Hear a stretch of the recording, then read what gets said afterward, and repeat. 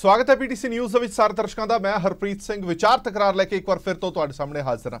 ਹਰ ਰੋਜ਼ ਅਸੀਂ ਅਰਦਾਸ ਦੇ ਵਿੱਚ ਕਹਿੰਦੇ ਆ ਕਿ ਜਿਨ੍ਹਾਂ ਗੁਰਦੁਆਰਿਆਂ ਗੁਰਧਾਮਾਂ ਤੋਂ ਸਿੱਖ ਪੰਥ ਨੂੰ ਵਿਛੋੜਿਆ ਗਿਆ ਉਹਨਾਂ ਦੇ ਖੁੱਲੇ ਦਰਸ਼ਨ ਦਿਦਾਰੇ ਬਖਸ਼ੇ ਜਾਣ। ਇਸ਼ਾਰਾ ਹੁੰਦਾ ਹੈ ਕਿ ਪਾਕਿਸਤਾਨ ਦੇ ਵਿੱਚ ਜਿਹੜੇ ਗੁਰਦੁਆਰੇ ਗੁਰਧਾਮ ਜਿਨ੍ਹਾਂ ਨੂੰ ਚਰਨ ਛੋਹ ਪ੍ਰਾਪਤ ਹੈ, ਇਤਿਹਾਸਿਕ ਸਥਾਨ ਨੇ ਗੁਰੂਆਂ ਦੀ, ਉਹਨਾਂ ਦੇ ਦਰਸ਼ਨ ਦਿਦਾਰੇ ਖੁੱਲੇ ਬਖਸ਼ੇ ਜਾਣ। ਜਿਨ੍ਹਾਂ ਦੇ ਵਿੱਚੋਂ ਹੁਣ ਗੁਰਪੁਰਬ ਆ ਰਿਹਾ ਗੁਰੂ ਨਾਨਕ ਪਾਤਸ਼ਾਹ ਦਾ। ਜ਼ਿਆਦਾਤਰ ਲੋਕਾਂ ਦਾ ਧਿਆਨ ਰਹਿੰਦਾ ਹੈ ਕਿ ਅਸੀਂ ਨਨਕਾਣਾ ਸਾਹਿਬ ਜਾਈਏ, ਅਸੀਂ ਕਰਤਾਰਪੁਰ ਸਾਹਿਬ ਜਾਈਏ, ਦਰਸ਼ਨ ਦਿਦਾਰੇ ਕਰਕੇ ਆਈਏ। ਇੱਕ ਲੰਬੇ ਚਿਰਾਂ ਦੀ ਮੰਗ ਜਿਹੜੀ ਹੈ ਉਹ ਲੱਗੀ ਹੋਈ ਸੀ ਕਿ ਕਰਤਾਰਪੁਰ ਸਾਹਿਬ ਲਾਂਘਾ ਬਣਾਇਆ ਜਾਵੇ, ਕੋਰੀਡੋਰ ਬਣਾਇਆ ਜਾਵੇ, ਤਾਂ ਜੋ ਸੰਗਤ ਜਿਹੜੀ ਦੂਰਬੀਨਾਂ ਦੇ ਨਾਲ ਦਰਸ਼ਨ ਦਿਦਾਰੇ ਕਰਦੀ ਹੈ ਗੁਰਦੁਆਰਾ ਸਾਹਿਬ ਦੇ, ਉਹ ਗੁਰਦੁਆਰਾ ਸਾਹਿਬ ਤੱਕ ਜਾ ਸਕੇ, ਦਰਸ਼ਨ ਦਿਦਾਰੇ ਕਰ ਸਕੇ। ਗੁਰੂ ਪਾਤਸ਼ਾਹ ਨੇ ਆਪਣੀ ਜ਼ਿੰਦਗੀ ਦਾ ਲੰਬਾ ਸਮਾਂ ਜਿਹੜਾ ਉੱਥੇ ਬਤੀਤ ਕੀਤਾ, ਉੱਥੇ ਦੇ ਦਰਸ਼ਨ ਦਿਦਾਰੇ ਲੈ ਜਾਣ, ਉੱਥੋਂ ਦੇ ਹਵਾ ਦਾ ਆਨੰਦ ਮਾਣਾ ਜਾਵੇ, ਉੱਥੇ ਦੀ ਨਿੱਘ ਲਈ ਜਾਵੇ, ਤਾਂ ਜੋ ਅਸੀਂ ਮਹਿਸੂਸ ਕਰ ਸਕੀਏ ਮਾਣ ਆਪਣੀ ਵਿਰਾਸਤ ਤੇ ਅਮੀਰ ਵਿਰਸੇ ਦੇ ਉੱਤੇ। ਹੁਣ ਇਹ ਜਿਹੜੀ ਮੰਗ ਸੀ, ਜਿਹੜਾ ਸ਼ਾਇਦ ਕਦੇ ਸੁਪਨਾ ਹੀ ਲੱਗਦਾ ਸੀ, ਉਹ ਪੂਰਾ ਹੋਣ ਵਾਲਾ ਹੈ। ਕੇਂਦਰ ਸਰਕਾਰ ਨੇ ਹਾਮੀ ਭਰੀ ਹੈ ਕਿ ਕੋਰੀਡੋਰ ਬਣਾਇਆ ਜਾਏਗਾ, ਜਿਹੜਾ ਇਹ ਲਾਂਘਾ ਰਹੇਗਾ, ਲਾਂਘਾ ਬਣਾ ਕੇ ਦਰਸ਼ਨ ਦਿਦਾਰੇ ਬਖਸ਼ੇ ਜਾਣਗੇ ਸੰਗਤਾਂ ਨੂੰ। ਔਰ ਵੱਡੀ ਗੱਲ ਕਹੀ ਹੈ ਕਿ ਜੋ ਇੰਟਰਨੈਸ਼ਨਲ 에ਅਰਪੋਰਟਸ ਤੇ ਜਿਵੇਂ ਦੀਆਂ ਸੇਵਾਵਾਂ ਹੁੰਦੀਆਂ ਨੇ, ਉਸੇ ਤਰ੍ਹਾਂ ਦੀਆਂ ਸਾਰੀਆਂ ਸੇਵਾਵਾਂ ਇਸ ਕੋਰੀਡੋਰ ਦੇ ਵਿੱਚ ਹੋਣਗੀਆਂ। ਲੰਬੇ ਚਿਰ ਤੋਂ ਇਹ ਮੰਗ ਸੀਗੀ। ਸ਼੍ਰੋਮਣੀ ਗੁਰਦੁਆਰਾ ਪ੍ਰਬੰਧਕ ਕਮੇਟੀ, ਦਿੱਲੀ ਸਿੱਖ ਗੁਰਦੁਆਰਾ ਪ੍ਰਬੰਧਕ ਕਮੇਟੀ, ਸ਼੍ਰੋਮਣੀ ਅਕਾਲੀ ਦਲ ਜ਼ੋਰਾਂ ਸ਼ੋਰਾਂ ਦੇ ਨਾਲ ਲੱਗੇ ਹੋਏ ਸੀ ਕਿ ਕਿਸੇ ਤਰੀਕੇ ਇਹ ਮਸਲਾ ਹੱਲ ਹੋ ਜਾਵੇ। ਹੁਣ ਦੋਵੇਂ ਪਾਸਿਓਂ, ਨਾ ਸਿਰਫ ਭਾਰਤ ਬਲਕਿ ਪਾਕਿਸਤਾਨ ਵਾਲੇ ਪਾਸਿਓਂ ਵੀ ਇੱਕ ਹਾਂ ਪੱਖੀ ਹੁੰਗਾਰਾ ਮਿਲਿਆ। ਇੱਥੋਂ ਤੱਕ ਵੀ ਖਬਰ ਆਈ ਹੈ ਕਿ 28 ਤਰੀਕ ਨੂੰ ਉੱਥੇ ਨੀਂਹ ਪੱਥਰ ਰੱਖਿਆ ਵੀ ਜਾ ਰਿਹਾ ਇਸ ਲਾਂਘੇ ਦੇ ਲਈ। ਸੋ ਇੱਕ ਚੰਗੀ ਸ਼ੁਰੂਆਤ ਵਜੋਂ ਅਸੀਂ ਇਸ ਨੂੰ ਵੇਖ ਸਕਦੇ ਹਾਂ। ਹੁਣ ਅੱਗੇ ਕੀ ਹੋ ਸਕਦਾ, ਕਿਵੇਂ ਇਹ ਕੋਰੀਡੋਰ ਬਣੂਗਾ, ਹੋਰ ਕੀ ਸੰਭਾਵਨਾਵਾਂ ਪੈਦਾ ਹੁੰਦੀਆਂ ਨੇ, ਕੀ ਇਹ ਕੋਰੀਡੋਰ ਇੱਕ ਸ਼ਾਂਤੀ ਦਾ ਪੁੰਜ ਸਥਾਪਿਤ ਹੋਏਗਾ, ਇਸੇ ਤੇ ਵਿਚਾਰ ਚਰਚਾ ਲੈ ਕੇ ਹਾਜ਼ਰ ਹੋਏ ਹਾਂ। ਸਾਡੇ ਨਾਲ ਮਹਿਨਾਜ਼ ਸ਼ਖਸੀਅਤਾਂ ਮੌਜੂਦ ਨੇ, ਸਿੱਖ ਕੌਮ ਦੀਆਂ ਨਾਮਵਰ ਸ਼ਖਸੀਅਤਾਂ ਮੌਜੂਦ ਨੇ। ਸਾਡੇ ਨਾਲ ਗੋਬਿੰਦ ਸਿੰਘ ਲਾਂਗੋਵਾਲ ਸਾਹਿਬ ਮੌਜੂਦ ਨੇ, ਪ੍ਰਧਾਨ ਨੇ ਸ਼੍ਰੋਮਣੀ ਗੁਰਦੁਆਰਾ ਪ੍ਰਬੰਧਕ ਕਮੇਟੀ ਦੇ। ਮਨਜੀਤ ਸਿੰਘ ਜੀਕੇ ਜੀ ਮੌਜੂਦ ਨੇ, ਪ੍ਰਧਾਨ ਨੇ ਦਿੱਲੀ ਸਿੱਖ ਗੁਰਦੁਆਰਾ ਮੈਨੇਜਮੈਂਟ ਕਮੇਟੀ ਦੇ। ਡਾਕਟਰ ਦਲਜੀਤ ਸਿੰਘ ਚੀਮਾ ਸਾਹਿਬ ਸੀਨੀਅਰ ਆਗੂ ਨੇ ਸ਼੍ਰੋਮਣੀ ਅਕਾਲੀ ਦਲ ਦੇ। सरदार इंद्रपाल सिंह जी मौजूद ने, डायरेक्टर ओवरसीज ने गुरु गोबिंद सिंह स्टडी सर्कल दे। और अरविंद मित्तल जी मौजूद ने, बुलार ने पंजाब बीजेपी दे। बहुत बहुत स्वागत है सारे मेहमानों का। शुरुआत मैं लौंगोवाल साहब तुहाडे तो करांगा। एक लंबे चिरां तो जिहड़ी सिखां दी मंग सीगी, बड़े मुकद्दस दिहाड़े ते मंग पूरी हुई है। गुरु नानक पातशाह दा कल गुरपुरब भी हैगा, इस तो वड्डा तोहफा। मैं सिर्फ सिख कौम की गल नहीं करांगा क्योंकि दायरा बड़ा छोटा रह जाता है। असीं जदों जगत गुरु गुरु नानक देव जी नूं कहने आ तां मैनूं लगदा है पूरे जगत लई एक चंगी खबर हैगी है। तुसीं इस नूं किस तरह वेखदे हो?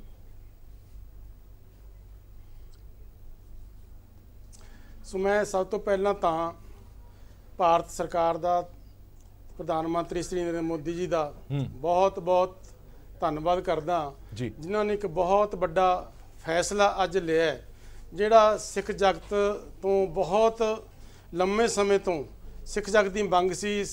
सारे नाम देवा हर गुरसिख का यह मन की भावना सी कि श्री करतारपुर साहब लांघा दिता जाए, जिथे श्री गुरु नानक देव साहब जी ने अपने अखीरी जीवन दे विच जाके आप हथी किरत की, हल बाया, सारे संसार नूं किरत करन दा उन्होंने संदेश दिता सी। सो मैं समझदा कि ये संदेश सारे मनुखता वास्ते सी। सो हर सिख की भावना सी कि ये लांघा दे के हर सिख जिहड़ा रोज़ असीं जिवें तुसीं दस्सिआ अरदास करदे हां, दर्शन दिदारे की अरदास करदे हां कि दर्शन दिदारा खुले तौर पर दर्शन किए जाण। सो मैं ये भी समझदा कि पिछले लंबे समय तो श्रोमणी गुरुद्वारा प्रबंध कमेटी 2008 तो लैके जद्दोजहद करती आ रही है। साडी 2008 तो मंग रही है। जदों भी कोई जरनल इजलास साडा हुंदा सी तां उहदे विच भी असीं मता पाउंदे सी, सरकार नूं भेजदे सी कि लांघा जिहड़ा है दिता जावे तां कि सारी संगत उत्थे जाके दर्शन कर सकन।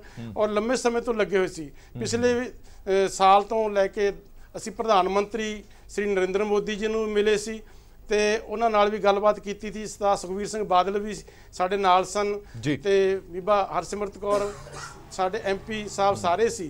उदों भी नरेंद्र मोदी कोले असीं जाके ये गल कीती सी कि ये बहुत बड़ा मसला है और साडे सिखां दी बहुत बड़ी मंग है, ये पूरी कीती जावे। समय समय ते असीं जिहड़े श्रोमणी गुरुद्वारा प्रबंध कमेटी वालों चिट्ठियां भी लिखते रहे हैं। इत्थे फॉरेन मिनिस्टर नूं भी लिखी सी, श्री राजनाथ सिंह जिहड़े साडे गृह मंत्री ने उन्हां भी चिट्ठियां भी लिखियां।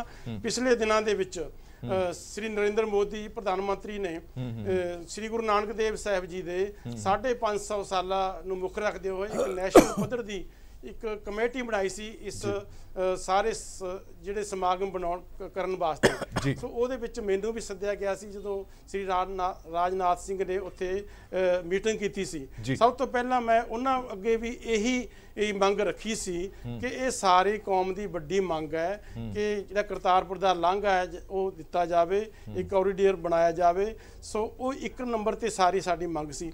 ਮੈਂ ਉਹਨਾਂ ਦਾ ਧੰਨਵਾਦ ਵੀ ਕਰਦਾ। ਲੌਂਗੋਵਾਲ ਸਾਹਿਬ ਇੱਕ ਗੱਲ ਦੱਸੋ, ਸਾਡੀ ਲੌਂਗੋਵਾਲ ਸਾਹਿਬ ਇਸ ਤੋਂ ਬਾਅਦ ਹੁਣ ਤੁਹਾਡੀ ਜ਼ਿੰਮੇਵਾਰੀ ਹੋਰ ਨਹੀਂ ਵੱਧ ਜਾਂਦੀ? ਸ਼੍ਰੋਮਣੀ ਗੁਰਦੁਆਰਾ ਪ੍ਰਬੰਧਕ ਕਮੇਟੀ ਹਰ ਸਾਲ ਕਈ ਵਾਰ ਜਥੇ ਜਿਹੜੇ ਪਾਕਿਸਤਾਨ ਭੇਜਦੀ ਹੈ, ਜਦੋਂ ਇਹ ਹੁਣ ਲਾਂਘਾ ਖੁੱਲ ਜਾਏਗਾ ਇਸ ਤੋਂ ਬਾਅਦ ਲੱਗਦਾ ਹੈ ਕਿ ਤੁਹਾਡੀ ਜ਼ਿੰਮੇਵਾਰੀ ਹੋਰ ਵੱਧ ਜਾਏਗੀ, ਸ਼੍ਰੋਮਣੀ ਗੁਰਦੁਆਰਾ ਪ੍ਰਬੰਧਕ ਕਮੇਟੀ ਨੂੰ ਹੋਰ ਧਿਆਨ ਰੱਖਣਾ ਪਏਗਾ? ਬਿਲਕੁਲ ਬਿਲਕੁਲ ਜੀ। ਸਾਡੀ ਦੇਖੋ ਪਹਿਲਾਂ ਵੀ ਅਸੀਂ ਆਪਣੀ ਜ਼ਿੰਮੇਵਾਰੀ ਨੂੰ ਨਿਭਾਉਂਦੇ ਹਾਂ। ਜਦੋਂ ਵੀ ਕੋਈ ਜ਼ਿੰਮੇਵਾਰੀ ਜੋ ਵੀ ਸੇਵਾ ਸਿੱਖ ਸੰਗਤ ਸਾਡੇ ਜ਼ਿੰਮੇ ਲਾਉਂਦੀ ਹੈ ਸ਼੍ਰੋਮਣੀ ਗੁਰਦੁਆਰਾ ਪ੍ਰਬੰਧਕ ਕਮੇਟੀ ਨੂੰ, ਹਮੇਸ਼ਾ ਅਸੀਂ ਕਰਦੇ ਹਾਂ।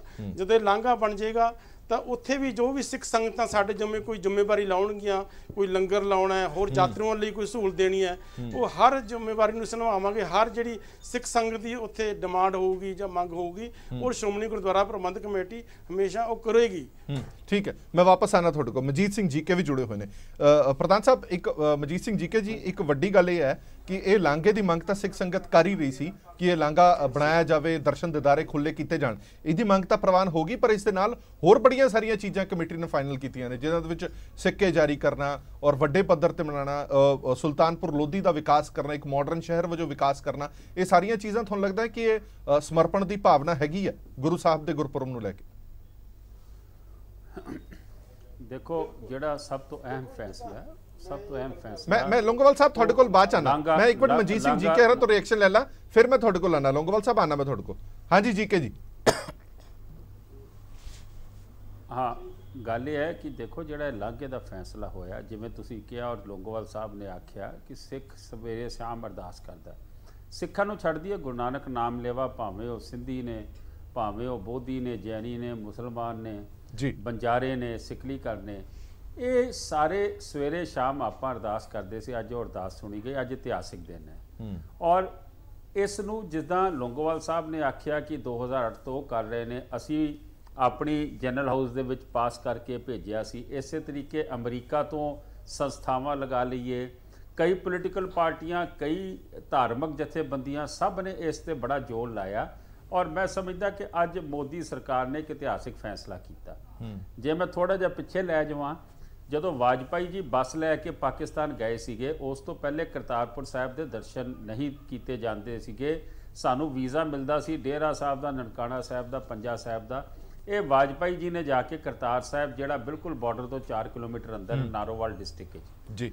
ਦੂਜੀ ਗੱਲ, ਮੈਂ ਉਸ ਥਾਂ ਦੇ ਦਰਸ਼ਨ ਕੀਤੇ ਨੇ। ਉਹਦੀ ਅਹਿਮੀਅਤ ਬੜੀ ਹੈ। ਉਹਦੀ ਅਹਿਮੀਅਤ ਇਹ ਹੈ ਕਿ ਉੱਥੇ ਇੱਕੋ ਥਾਂ ਤੇ ਗੁਰੂ ਨਾਨਕ ਸਾਹਿਬ ਨੂੰ ਜਦੋਂ ਉਹਨਾਂ ਨੇ ਜੋਤੀ ਜੋਤ ਸਮਾਏ ਨੇ, ਮੁਸਲਮਾਨਾਂ ਨੇ ਉੱਥੇ ਦਫਨਾਇਆ ਜਦੋਂ ਚਾਦਰ ਅੱਧੀ ਅੱਧੀ ਹੋ ਗਈ, ਤੇ ਉਸੇ ਜਗ੍ਹਾ ਤੇ ਸੰਸਕਾਰ ਹੋਇਆ। ਤੇ ਦੋਵੇਂ ਚੀਜ਼ਾਂ, ਉਹਨਾਂ ਦੀ ਮਜ਼ਾਰ ਵੀ ਉਸੇ ਜਗ੍ਹਾ ਤੇ ਹੈ ਔਰ ਉੱਥੇ ਹੀ ਉਹਨਾਂ ਦਾ ਪ੍ਰਕਾਸ਼ ਹੈ। ਔਰ ਦੂਜੀ ਗੱਲ ਕਿ ਜਿਹੜਾ ਸੁਨੇਹਾ ਉਹਨਾਂ ਨੇ ਸਿੱਖ ਕੌਮ ਨੂੰ ਦਿੱਤਾ ਸੀ, ਨਾਮ ਜਪੋ, ਵੰਡ ਛਕੋ, ਕਿਰਤ ਕਰੋ ਦਾ, ਔਰ 20 ਸਾਲ ਉੱਥੇ ਆਪ ਹੱਥੀਂ ਖੇਤੀ ਕੀਤੀ ਸੀ। ਸੋ ਇਹ ਮੈਂ ਸਮਝਦਾ ਬਹੁਤ ਵੱਡਾ ਫੈਸਲਾ।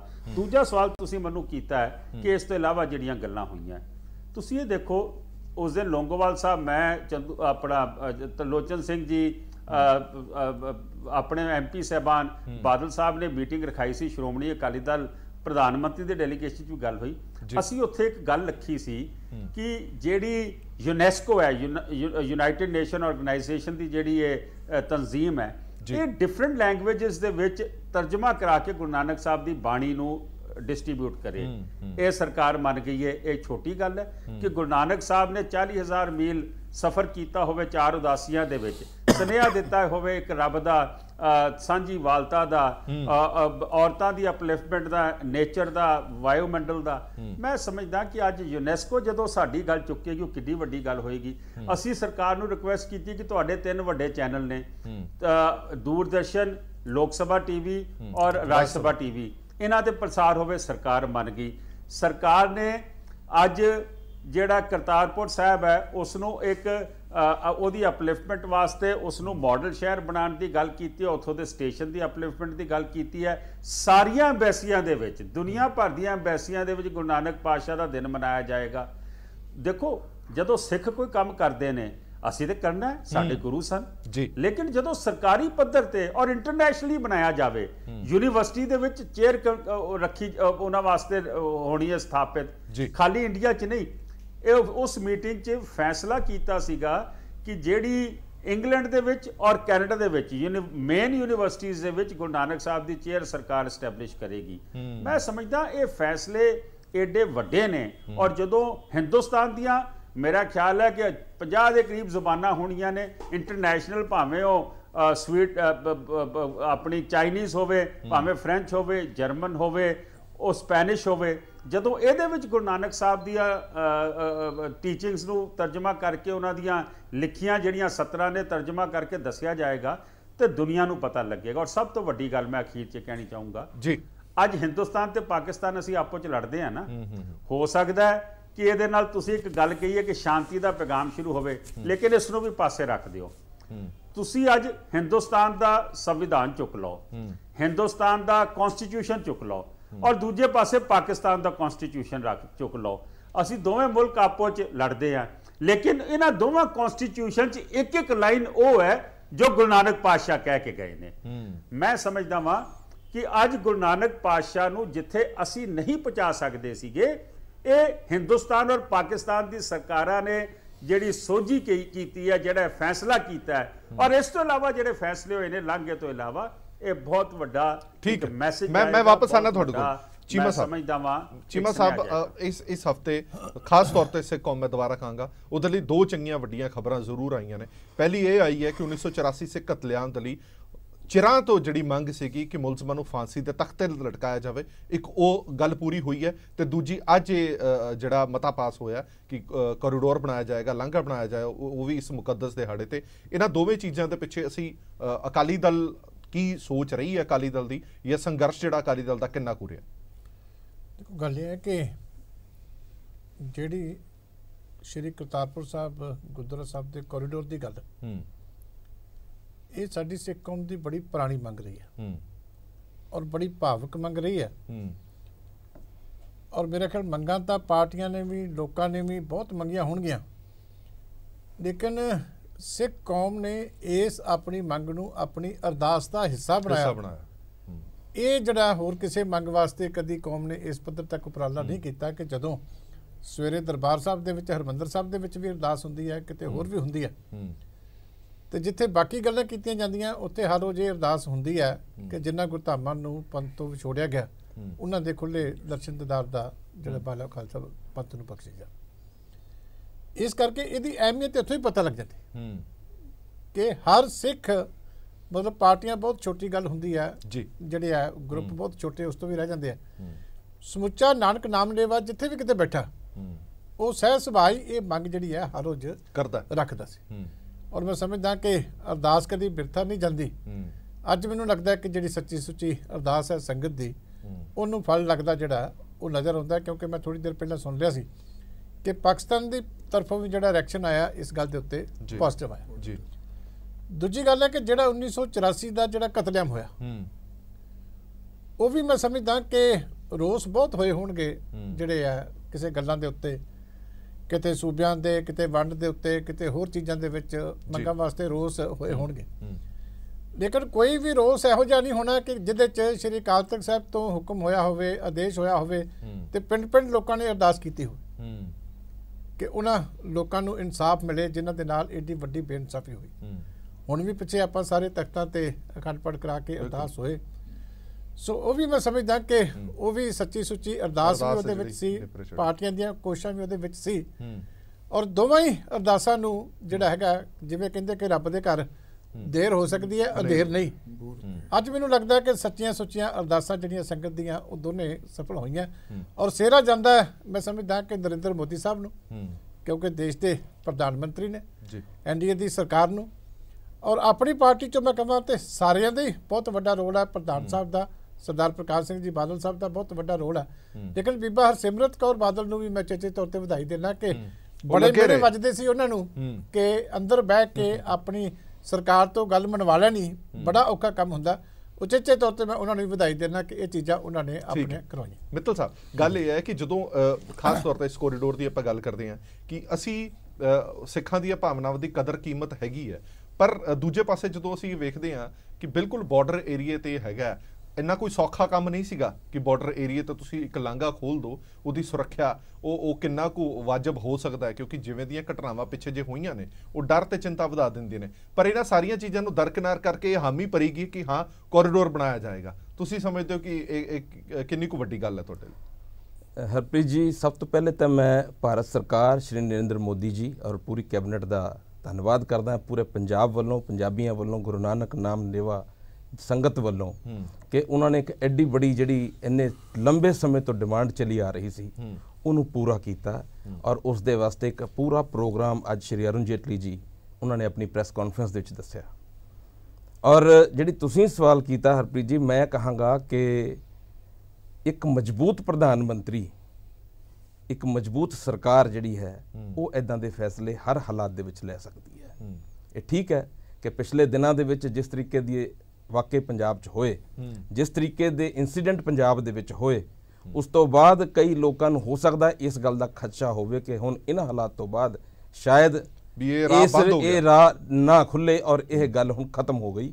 ਲੇਕਿਨ ਮੈਂ ਸਮਝਦਾ ਕਿ ਮੋਦੀ ਸਾਹਿਬ ਦੇ ਬਾਰੇ 'ਚ ਅਸੀਂ ਜਦੋਂ ਬਾਰ-ਬਾਰ ਇਹ ਕਹਿੰਦੇ ਹਾਂ ਕਿ ਉਹਨਾਂ ਦਾ 56 ਇੰਚ ਦਾ ਸੀਨਾ ਹੈ, ਉਹਨਾਂ ਨੇ ਵਾਕਈ ਇਹ ਸਾਬਤ ਕੀਤਾ ਕਿ ਸਾਰੀਆਂ ਗੱਲਾਂ ਦੇ ਬਾਵਜੂਦ ਇੱਕ ਉਸ ਇਨਸੀਡੈਂਟਸ ਨੂੰ ਅਲੱਗ ਇੱਕ ਤਰਫ ਰੱਖ ਕੇ ਪੂਰੇ ਪੰਜਾਬੀਆਂ ਦੀ ਆਸਥਾ ਔਰ ਪੂਰੇ ਪੰਜਾਬੀਆਂ ਦੀ ਡਿਮਾਂਡ ਨੂੰ ਔਰ ਗੁਰੂ ਸਾਹਿਬ ਦੇ ਮਾਨ ਸਤਿਕਾਰ ਨੂੰ, ਗੁਰੂ ਸਾਹਿਬ ਦੇ ਅੱਗੇ ਸ਼ੀਸ਼ ਨਵਾਉਂਦੇ ਹੋਏ ਜਿਹੜਾ ਉਹਨਾਂ ਨੇ ਫੈਸਲਾ ਕੀਤਾ, ਉਹਨਾਂ ਨੇ ਆਪਣਾ 56 ਇੰਚ ਦਾ ਸੀਨਾ ਵੀ ਸਾਬਤ ਕੀਤਾ।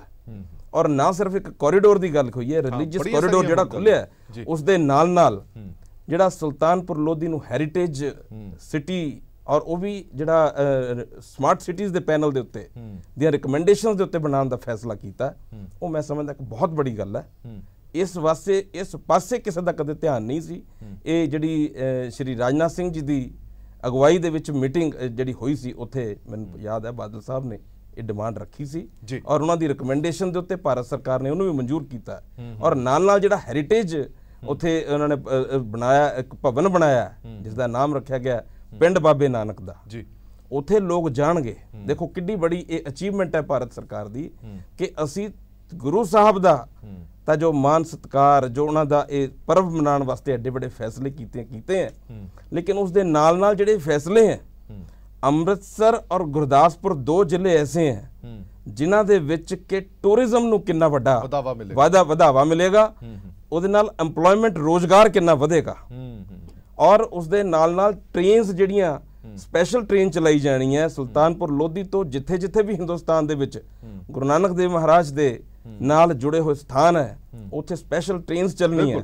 ਉਸ ਦੇ ਨਾਲ ਵੀ ਬਹੁਤ ਕਈ ਸਾਰੇ ਹਿੰਦੁਸਤਾਨ 'ਚ ਜਿਹੜਾ ਇਹ ਸਾਰੀਆਂ ਟੀਚਿੰਗਸ ਜਾਣਗੀਆਂ, ਇਹ ਸਾਰੀਆਂ ਗੱਲਾਂ ਪਹੁੰਚਣਗੀਆਂ। ਮੈਂ ਸਮਝਦਾ ਇਹ ਬਹੁਤ ਬੜਾ ਫੈਸਲਾ ਹੈ, ਭਾਰਤ ਸਰਕਾਰ ਇਸ ਦੇ ਲਈ ਵਧਾਈ ਦੀ ਪਾਤਰ ਹੈ। ਇੰਦਰਪਾਲ ਸਿੰਘ ਜੀ, ਇੱਕ ਸ਼ਤਾਬਦੀ ਜਦੋਂ ਵੀ ਕੋਈ ਆਉਂਦੀ ਹੈ, ਉਸ ਸ਼ਤਾਬਦੀ ਵੇਲੇ ਵੱਧ ਤੋਂ ਵੱਧ ਇਹ ਕੋਸ਼ਿਸ਼ ਹੁੰਦੀ ਹੈ ਕਿ ਕੁਝ ਅਜਿਹਾ ਕਰ ਦਿੱਤਾ ਜਾਵੇ ਜੋ ਰਹਿੰਦੀ ਦੁਨੀਆ ਤੱਕ ਯਾਦ ਕੀਤਾ ਜਾਂਦਾ ਹੋਵੇ ਕਿ ਫਲਾਣੀ ਸ਼ਤਾਬਦੀ ਆਈ ਸੀ ਤੇ ਇਹ ਹੋਇਆ ਸੀ, ਫਲਾਣੀ ਸ਼ਤਾਬਦੀ ਆਈ ਸੀ ਤੇ ਇਹ ਹੋਇਆ ਸੀਗਾ। ਹੁਣ ਤੁਹਾਨੂੰ ਲੱਗਦਾ ਹੈ ਕਿ ਜਿੰਨਾ ਕੁਝ ਕਿਹਾ ਜਾ ਰਿਹਾ ਹੈ, ਜੇਕਰ ਅਜਿਹਾ ਕੁਝ ਸਭ ਕੁਝ ਠੀਕ ਹੋ ਜਾਂਦਾ ਤਾਂ ਵਾਕਈ ਸ਼ਤਾਬਦੀ ਨੂੰ ਯਾਦ ਰੱਖਿਆ ਜਾਏਗਾ?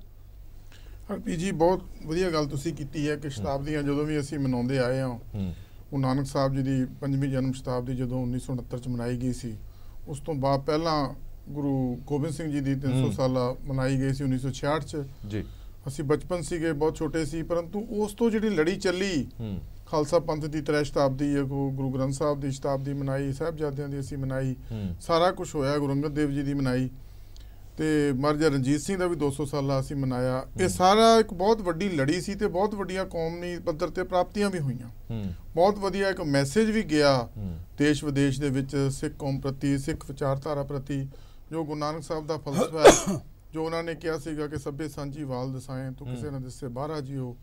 ਜਦੋਂ ਅਸੀਂ ਯੂਨੈਸਕੋ ਨਾਲ ਗੱਲ ਕੀਤੀ ਸੀ ਤਾਂ ਉਦੋਂ ਅਸੀਂ ਇੱਕ ਸ਼ਬਦ ਦਿੱਤਾ ਸੀ ਉਹਨਾਂ ਨੂੰ ਕਿ ਸਭ ਕੋ ਮੀਤ ਹਮ ਆਪਨ ਕੀਨਾ ਹਮ ਸਭਨਾ ਕੇ ਸਾਜਨ। ਤੇ ਉਹਨਾਂ ਨੇ ਯੂਨੈਸਕੋ ਨੇ ਉਦੋਂ ਕਲਚਰ ਆਫ ਪੀਸ ਚੱਲ ਰਿਹਾ ਸੀ, ਜਿਸ 'ਚ ਗੁਰੂ ਗੋਬਿੰਦ ਸਿੰਘ ਸਟੱਡੀ ਸਰਕਲ ਨੂੰ ਵੀ ਮੈਸੇਂਜਰ ਆਫ ਪੀਸ ਐਲਾਨਿਆ ਗਿਆ ਸੀ। ਉਦੋਂ ਉਹਨਾਂ ਨੇ ਸਾਡੇ ਇਸ ਸ਼ਬਦ ਦੀ ਜਿਹੜੀ ਤੁਕ ਭੇਜੀ ਸੀ, ਉਹਨਾਂ ਨੇ ਆਪਣੇ ਯੂਨੈਸਕੋ ਨੇ ਉਹਨੂੰ ਆਪਣੇ ਐਂਬਲਮ ਵਿੱਚ ਪਾਇਆ ਸੀ। ਬਹੁਤ ਵੱਡਾ ਸਿਧਾਂਤ ਹੈ ਸਾਡੇ ਕੋਲ ਦੇਣ ਵਾਸਤੇ, ਸੰਸਾਰ ਨੂੰ ਦੇਣ ਵਾਸਤੇ। ਸੰਸਾਰ ਸਾਡੇ ਵੱਲ ਦੇਖ ਰਿਹਾ ਤੇ ਹਿੰਦੁਸਤਾਨ ਦੀ ਸਰਕਾਰ ਨੇ ਜਿਹੜਾ ਅੱਜ ਫੈਸਲਾ ਲਿਆ ਬਿਲਕੁਲ ਵਧਾਈ ਦੇ ਪਾਤਰ ਹੈ। ਤੇ ਜਿਸ ਸੁਹਿਰਦਤਾ ਦੇ ਨਾਲ ਲਿਆ ਗਿਆ ਹੈ, ਜੋ ਸੁਹਿਰਦਤਾ ਅਰੁਣ ਜੇਤਲੀ ਜੀ ਦੀ ਮੈਂ ਪ੍ਰੈਸ ਕਾਨਫਰੰਸ ਸੁਣੀ ਹੈ, ਇਸ ਸੁਹਿਰਦਤਾ ਉਹਨਾਂ ਦੇ ਬਿਆਨਾਂ ਵਿੱਚ ਝਲਕ ਰਹੀ ਸੀ। ਜਿਸ ਸ਼ਰਧਾ ਭਾਵਨਾ ਦੇ ਨਾਲ ਇਹ ਫੈਸਲੇ ਲਏ ਗਏ ਹਨ, ਭਾਵੇਂ ਉਹ ਕੋਰੀਡੋਰ ਬਣਾਉਣ ਦਾ, ਭਾਵੇਂ ਉਹ ਉੱਥੇ ਬਾਬੇ ਨਾਨਕ ਦੇ ਨਾਂ ਤੇ ਪਿੰਡ ਬਣਾਉਣ ਦਾ, ਭਾਵੇਂ ਉਹ ਇੰਟਰਨੈਸ਼ਨਲ ਲੈਵਲ ਤੇ ਜਿਹੜਾ ਇੰਟਰਫੇਥ ਡਾਇਲੋਗ ਲਈ ਗੁਰੂ ਨਾਨਕ ਯੂਨੀਵਰਸਿਟੀ ਵਿੱਚ ਚੇਅਰ ਬਣਾਉਣ ਦਾ ਹੈ ਤੇ UK ਤੇ USA ਦੀ ਯੂਨੀਵਰਸਿਟੀਆਂ 'ਚ ਵੀ ਚੇਅਰ ਬਣਾਉਣ ਦੀ ਗੱਲ ਕੀਤੀ ਹੈ। ਇਹ ਬਹੁਤ ਵੱਡਾ ਮੇਰੇ ਖਿਆਲ ਮੌਕਾ ਆਏਗਾ ਇਹ ਸਾਡੇ ਗੁਰੂ ਨਾਨਕ ਸਾਹਿਬ ਦੀ ਜਿਹੜੀ ਫਿਲਾਸਫੀ ਨੂੰ ਪ੍ਰਚਾਰਨ ਦੇ ਲਈ। ਮੈਂ ਤਾਂ ਭਾਰਤ ਸਰਕਾਰ ਨੂੰ ਬੇਨਤੀ ਕਰਾਂਗਾ ਕਿ ਇੰਟਰਨੈਸ਼ਨਲ ਲੈਵਲ ਤੇ ਅਸੀਂ UNESCO ਨੂੰ, UN ਨੂੰ ਬੇਨਤੀ ਕਰੀਏ ਕਿ ਜਿਹੜਾ ਇਹ ਗੁਰੂ ਨਾਨਕ ਸਾਹਿਬ ਦਾ ਜਨਮ ਦਿਹਾੜਾ ਹੈ, ਇਹਨੂੰ ਵਿਸ਼ਵ ਸਾਂਝੀਵਾਲਤਾ ਦਿਵਸ ਦੇ ਤੌਰ ਤੇ, ਇੱਕ ਯੂਨੀਵਰਸਲ ਬ੍ਰਦਰਹੁੱਡ ਦੇ ਡੇ ਦੇ ਤੌਰ ਤੇ ਇੰਟਰਨੈਸ਼ਨਲ ਲੈਵਲ ਤੇ ਇਹਨੂੰ ਡਿਕਲੇਅਰ ਕੀਤਾ ਜਾਵੇ। ਤੇ ਜਿਹੜਾ ਉਹਨਾਂ ਦਾ ਮੈਸੇਜ ਸੀ, ਜਿਹੜਾ ਉਹਨਾਂ ਦਾ ਇੱਕ ਬਹੁਤ ਵੱਡਾ ਜੋ ਉਹਨਾਂ ਨੇ ਦਿੱਤਾ ਸੀ ਵਿਸ਼ਵ ਸ਼ਾਂਤੀ ਦੇ ਲਈ, ਕਿਉਂਕਿ ਜਦੋਂ ਭਾਈ ਗੁਰਦਾਸ ਨੇ ਲਿਖਿਆ ਸੀ ਨਾ ਕਿ ਬਾਬੇ ਡਿੱਠਾ ਧਿਆਨ ਧਰ ਜਲਤੀ ਸਭ ਪ੍ਰਿਥਵੀ ਦੇ ਸਾਈ, ਬਾਜੋਂ ਗੁਰੂ ਗੁਬਾਰਾ ਹੈ ਕਰਦੀ ਸੁਣੀ ਲੁਕਾਈ, ਉਦੋਂ ਉਹਨਾਂ ਨੇ ਜਿਹੜਾ ਆਪਣਾ ਵਿਜ਼ਨ ਤੇ ਮਿਸ਼ਨ ਗੁਰੂ ਨਾਨਕ ਸਾਹਿਬ ਦਾ ਡਿਕਲੇਅਰ ਕੀਤਾ ਸੀ ਕਿ ਚੜਿਆ ਸੋਧਣ ਧਰਤ ਲੁਕਾਈ। ਉਹਨਾਂ ਨੇ ਇਕੱਲੇ ਹਿੰਦੁਸਤਾਨ ਦੀ ਗੱਲ ਨਹੀਂ ਕੀਤੀ ਸੀ, ਇਕੱਲੇ ਪੰਜਾਬ ਦੀ ਜਾਂ ਇਕੱਲੇ ਸਿੱਖਾਂ ਦੀ ਗੱਲ ਨਹੀਂ ਕੀਤੀ ਸੀ। ਉਹਨਾਂ ਨੇ ਜਦੋਂ ਗੁਰੂ ਸਾਹਿਬ ਨੂੰ ਪੁੱਛਿਆ ਗਿਆ ਸੀਗਾ ਕਿ ਜਿਹੜਾ ਤੁਹਾਡਾ ਪੁੱਛਣ ਖੋਲ ਕਿਤਾਬ ਨੂੰ ਹਿੰਦੂ ਵੱਡਾ ਕੇ ਮੁਸਲਮਾਨ ਹੋਈ, ਤਾਂ ਉਹਨਾਂ ਨੇ ਕਿਹਾ ਸੀ ਬਾਬਾ ਆਖੇ ਨਾਨਕਾ, ਬਾਬਾ ਆਖੇ ਹਾਜੀਆਂ, ਸ਼ੁਭ ਅਮਲਾਂ ਬਾਝੋਂ ਦੋਨੋਂ ਰਹੀ। ਜਿਹੜੀ ਸ਼ੁਭ ਅਮਲਾਂ ਦੀ ਗੱਲ ਉਹਨਾਂ ਨੇ ਕੀਤੀ ਸੀ, ਚੰਗੀ ਜਿਹੜੀ ਗੱਲ ਨੂੰ ਅੱਗੇ ਲਿਆਉਣ ਦੀ ਗੱਲ ਕੀਤੀ ਸੀ, ਉਹਦੇ ਲਈ ਉਹ ਸਾਰੇ ਬਰਾਬਰਤਾ ਦਾ ਜਿਹੜਾ ਸਿਧਾਂਤ ਸੀ, ਉਹ ਮੈਸੇਜ ਨੂੰ ਪ੍ਰਚਾਰਨ ਦਾ ਮੌਕਾ ਆਇਆ। ਮੈਂ ਕਰਤਾਰਪੁਰ ਸਾਹਿਬ ਦੀ ਇੰਪੋਰਟੈਂਸ ਬਾਰੇ ਜ਼ਰੂਰ ਦੋ ਗੱਲ ਕਵਾਂਗਾ। ਮੈਂ ਆਂਦਾ ਵਾਪਸ ਤੁਹਾਡੇ ਕੋਲ। ਜੀ ਬਿਲਕੁਲ, ਇੱਕ ਛੋਟੇ ਜਿਹੇ ਬ੍ਰੇਕ ਲਈ ਇੱਥੇ ਰੁਕ ਰਹੀਏ, ਬ੍ਰੇਕ ਤੋਂ ਬਾਅਦ ਚਰਚਾ ਜਾਰੀ ਰੱਖਾਂਗੇ। ਬ੍ਰੇਕ ਤੋਂ ਬਾਅਦ ਦਰਸ਼ਕਾਂ ਦਾ ਇੱਕ ਵਾਰ ਫਿਰ ਤੋਂ ਸਵਾਗਤ ਹੈ। ਸਾਡੀ ਵਿਚਾਰ ਚਰਚਾ ਜਾਰੀ ਹੈ। ਲੌਂਗੋਵਾਲ ਸਾਹਿਬ, ਵੈਸੇ ਤਾਂ ਜਿਹੜੀ ਇਹ ਸ਼ਤਾਬਦੀ ਆ ਰਹੀ ਹੈ, ਸਿੱਖ ਸੰਗਤ ਨੇ ਹੁਮਾ ਕੇ ਪਾਕਿਸਤਾਨ ਜਾਣਾ ਸੀਗਾ, ਇੱਥੇ ਵੀ ਸੁਲਤਾਨਪੁਰ ਲੋਧੀ ਵੀ ਮਨਾਉਣਾ ਸੀਗਾ, ਪਰ ਇਸ ਲਾਂਘੇ ਤੋਂ ਬਾਅਦ ਜੇ ਇਹ ਲਾਂਘਾ ਖੁੱਲ ਜਾਂਦਾ ਹੈ, ਇਹ ਕੋਰੀਡੋਰ ਬਣ ਜਾਂਦਾ ਹੈ, ਤਾਂ ਤੁਹਾਨੂੰ ਲੱਗਦਾ ਕਿ ਸੰਗਤਾਂ ਦੇ ਵਿੱਚ ਵੀ ਵਾਧਾ ਹੋਏਗਾ? ਜਿਹੜੀ ਤਾਂਘ ਹੈ ਗੁਰਦੁਆਰਾ ਸਾਹਿਬ ਦੇ ਦਰਸ਼ਨ ਦਿਦਾਰਿਆਂ ਦੀ, ਉਹ ਤਾਂਘ ਹੋਰ ਜ਼ਿਆਦਾ ਉਦੋਂ ਵੱਧ ਜਾਂਦੀ ਹੈ ਜਦੋਂ ਪਤਾ ਹੈ ਕਿ ਹੁਣ ਰਾਹ ਖੁੱਲ ਗਏ ਨੇ, ਹੁਣ ਬੜਾ ਸੌਖਾ ਹੈ ਕਿ ਗੁਰੂ ਸਾਹਿਬ ਦੇ ਦਰਬਾਰ ਤੱਕ ਪਹੁੰਚਣਾ। ਤੁਹਾਨੂੰ ਲੱਗਦਾ ਕਿ ਸੰਗਤਾਂ ਦਾ ਹਜੂਮ ਹੈ ਜਿਹੜਾ ਉਹ ਹੋਰ ਜ਼ਿਆਦਾ ਵੱਧ ਜਾਏਗਾ ਹੁਣ?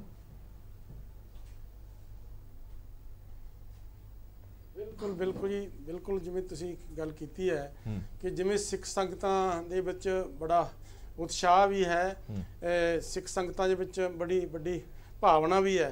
ਹਰ ਇੱਕ ਗੁਰਸਿੱਖ ਚਾਹੁੰਦਾ ਹੈ ਕਿ ਮੈਂ ਸ੍ਰੀ ਕਰਤਾਰਪੁਰ ਸਾਹਿਬ ਜਾ ਕੇ ਦਰਸ਼ਨ ਕਰਾਂ।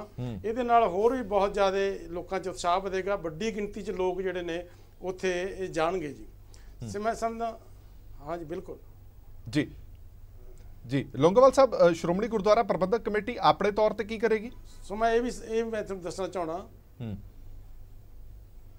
ਮੈਂ ਕਿਉਂ ਸ਼੍ਰੋਮਣੀ ਗੁਰਦੁਆਰਾ ਪ੍ਰਬੰਧਕ ਕਮੇਟੀ ਦਾ ਜੋ ਵੀ ਦੇਖੋ ਸਿੱਖ ਸੰਗਤਾਂ ਜਾਂ ਸਰਕਾਰ ਜੋ ਵੀ ਕਹੇਗੀ, ਜਾਂ ਉੱਥੇ ਲੰਗਰ ਦੀ ਵਿਵਸਥਾ ਕਰਨੀ, ਜਾਂ ਕੋਈ ਹੋਰ ਵਸਤੂਆਂ ਦੀ ਵਿਵਸਥਾ ਕਰਨੀ, ਜਾਂ ਕੋਈ ਹੋਰ ਸਹੂਲਤ ਦੇਣੀ, ਕੋਈ ਰਹਿਣ ਦੀ ਵਿਵਸਥਾ ਕਰਨੀ, ਜੋ ਵੀ ਸਿੱਖ ਸੰਗਤ ਸ਼੍ਰੋਮਣੀ ਗੁਰਦੁਆਰਾ ਪ੍ਰਬੰਧਕ ਕਮੇਟੀ ਦੇ ਹਿੱਸੇ ਆਏਗੀ, ਜੋ ਵੀ ਇਹਨੂੰ ਜ਼ਿੰਮੇਵਾਰੀ ਦੇਵੇਗੀ, ਸ਼੍ਰੋਮਣੀ ਗੁਰਦੁਆਰਾ ਪ੍ਰਬੰਧਕ ਕਮੇਟੀ ਹਰ ਜ਼ਿੰਮੇਵਾਰੀ ਲੈਣ ਨੂੰ ਤਿਆਰ ਹੈਗੀ।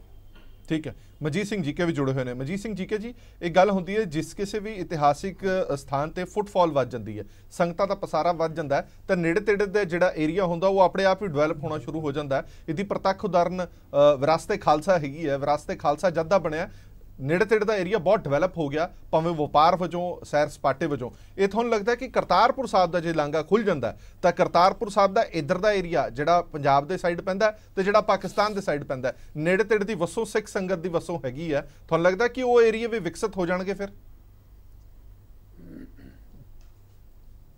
ਦੇਖੋ, ਤੁਸੀਂ ਜਿਹੜੀ ਗੱਲ ਕੀਤੀ ਹੈ ਨਾ, ਆਪਾਂ ਗੁਰੂ ਰਾਮਦਾਸ ਜੀ ਤੇ ਲੈ ਲਈਏ ਕਿ ਜੇ ਅੰਮ੍ਰਿਤਸਰ ਸ਼ਹਿਰ ਵਸਾਇਆ ਤੇ ਅੰਮ੍ਰਿਤਸਰ ਸ਼ਹਿਰ ਨੂੰ ਇੱਕ ਸਨਅਤ ਦਾ, ਇੱਕ ਬਿਜ਼ਨਸ ਦਾ ਵੀ ਸੈਂਟਰ ਬਣਾਇਆ।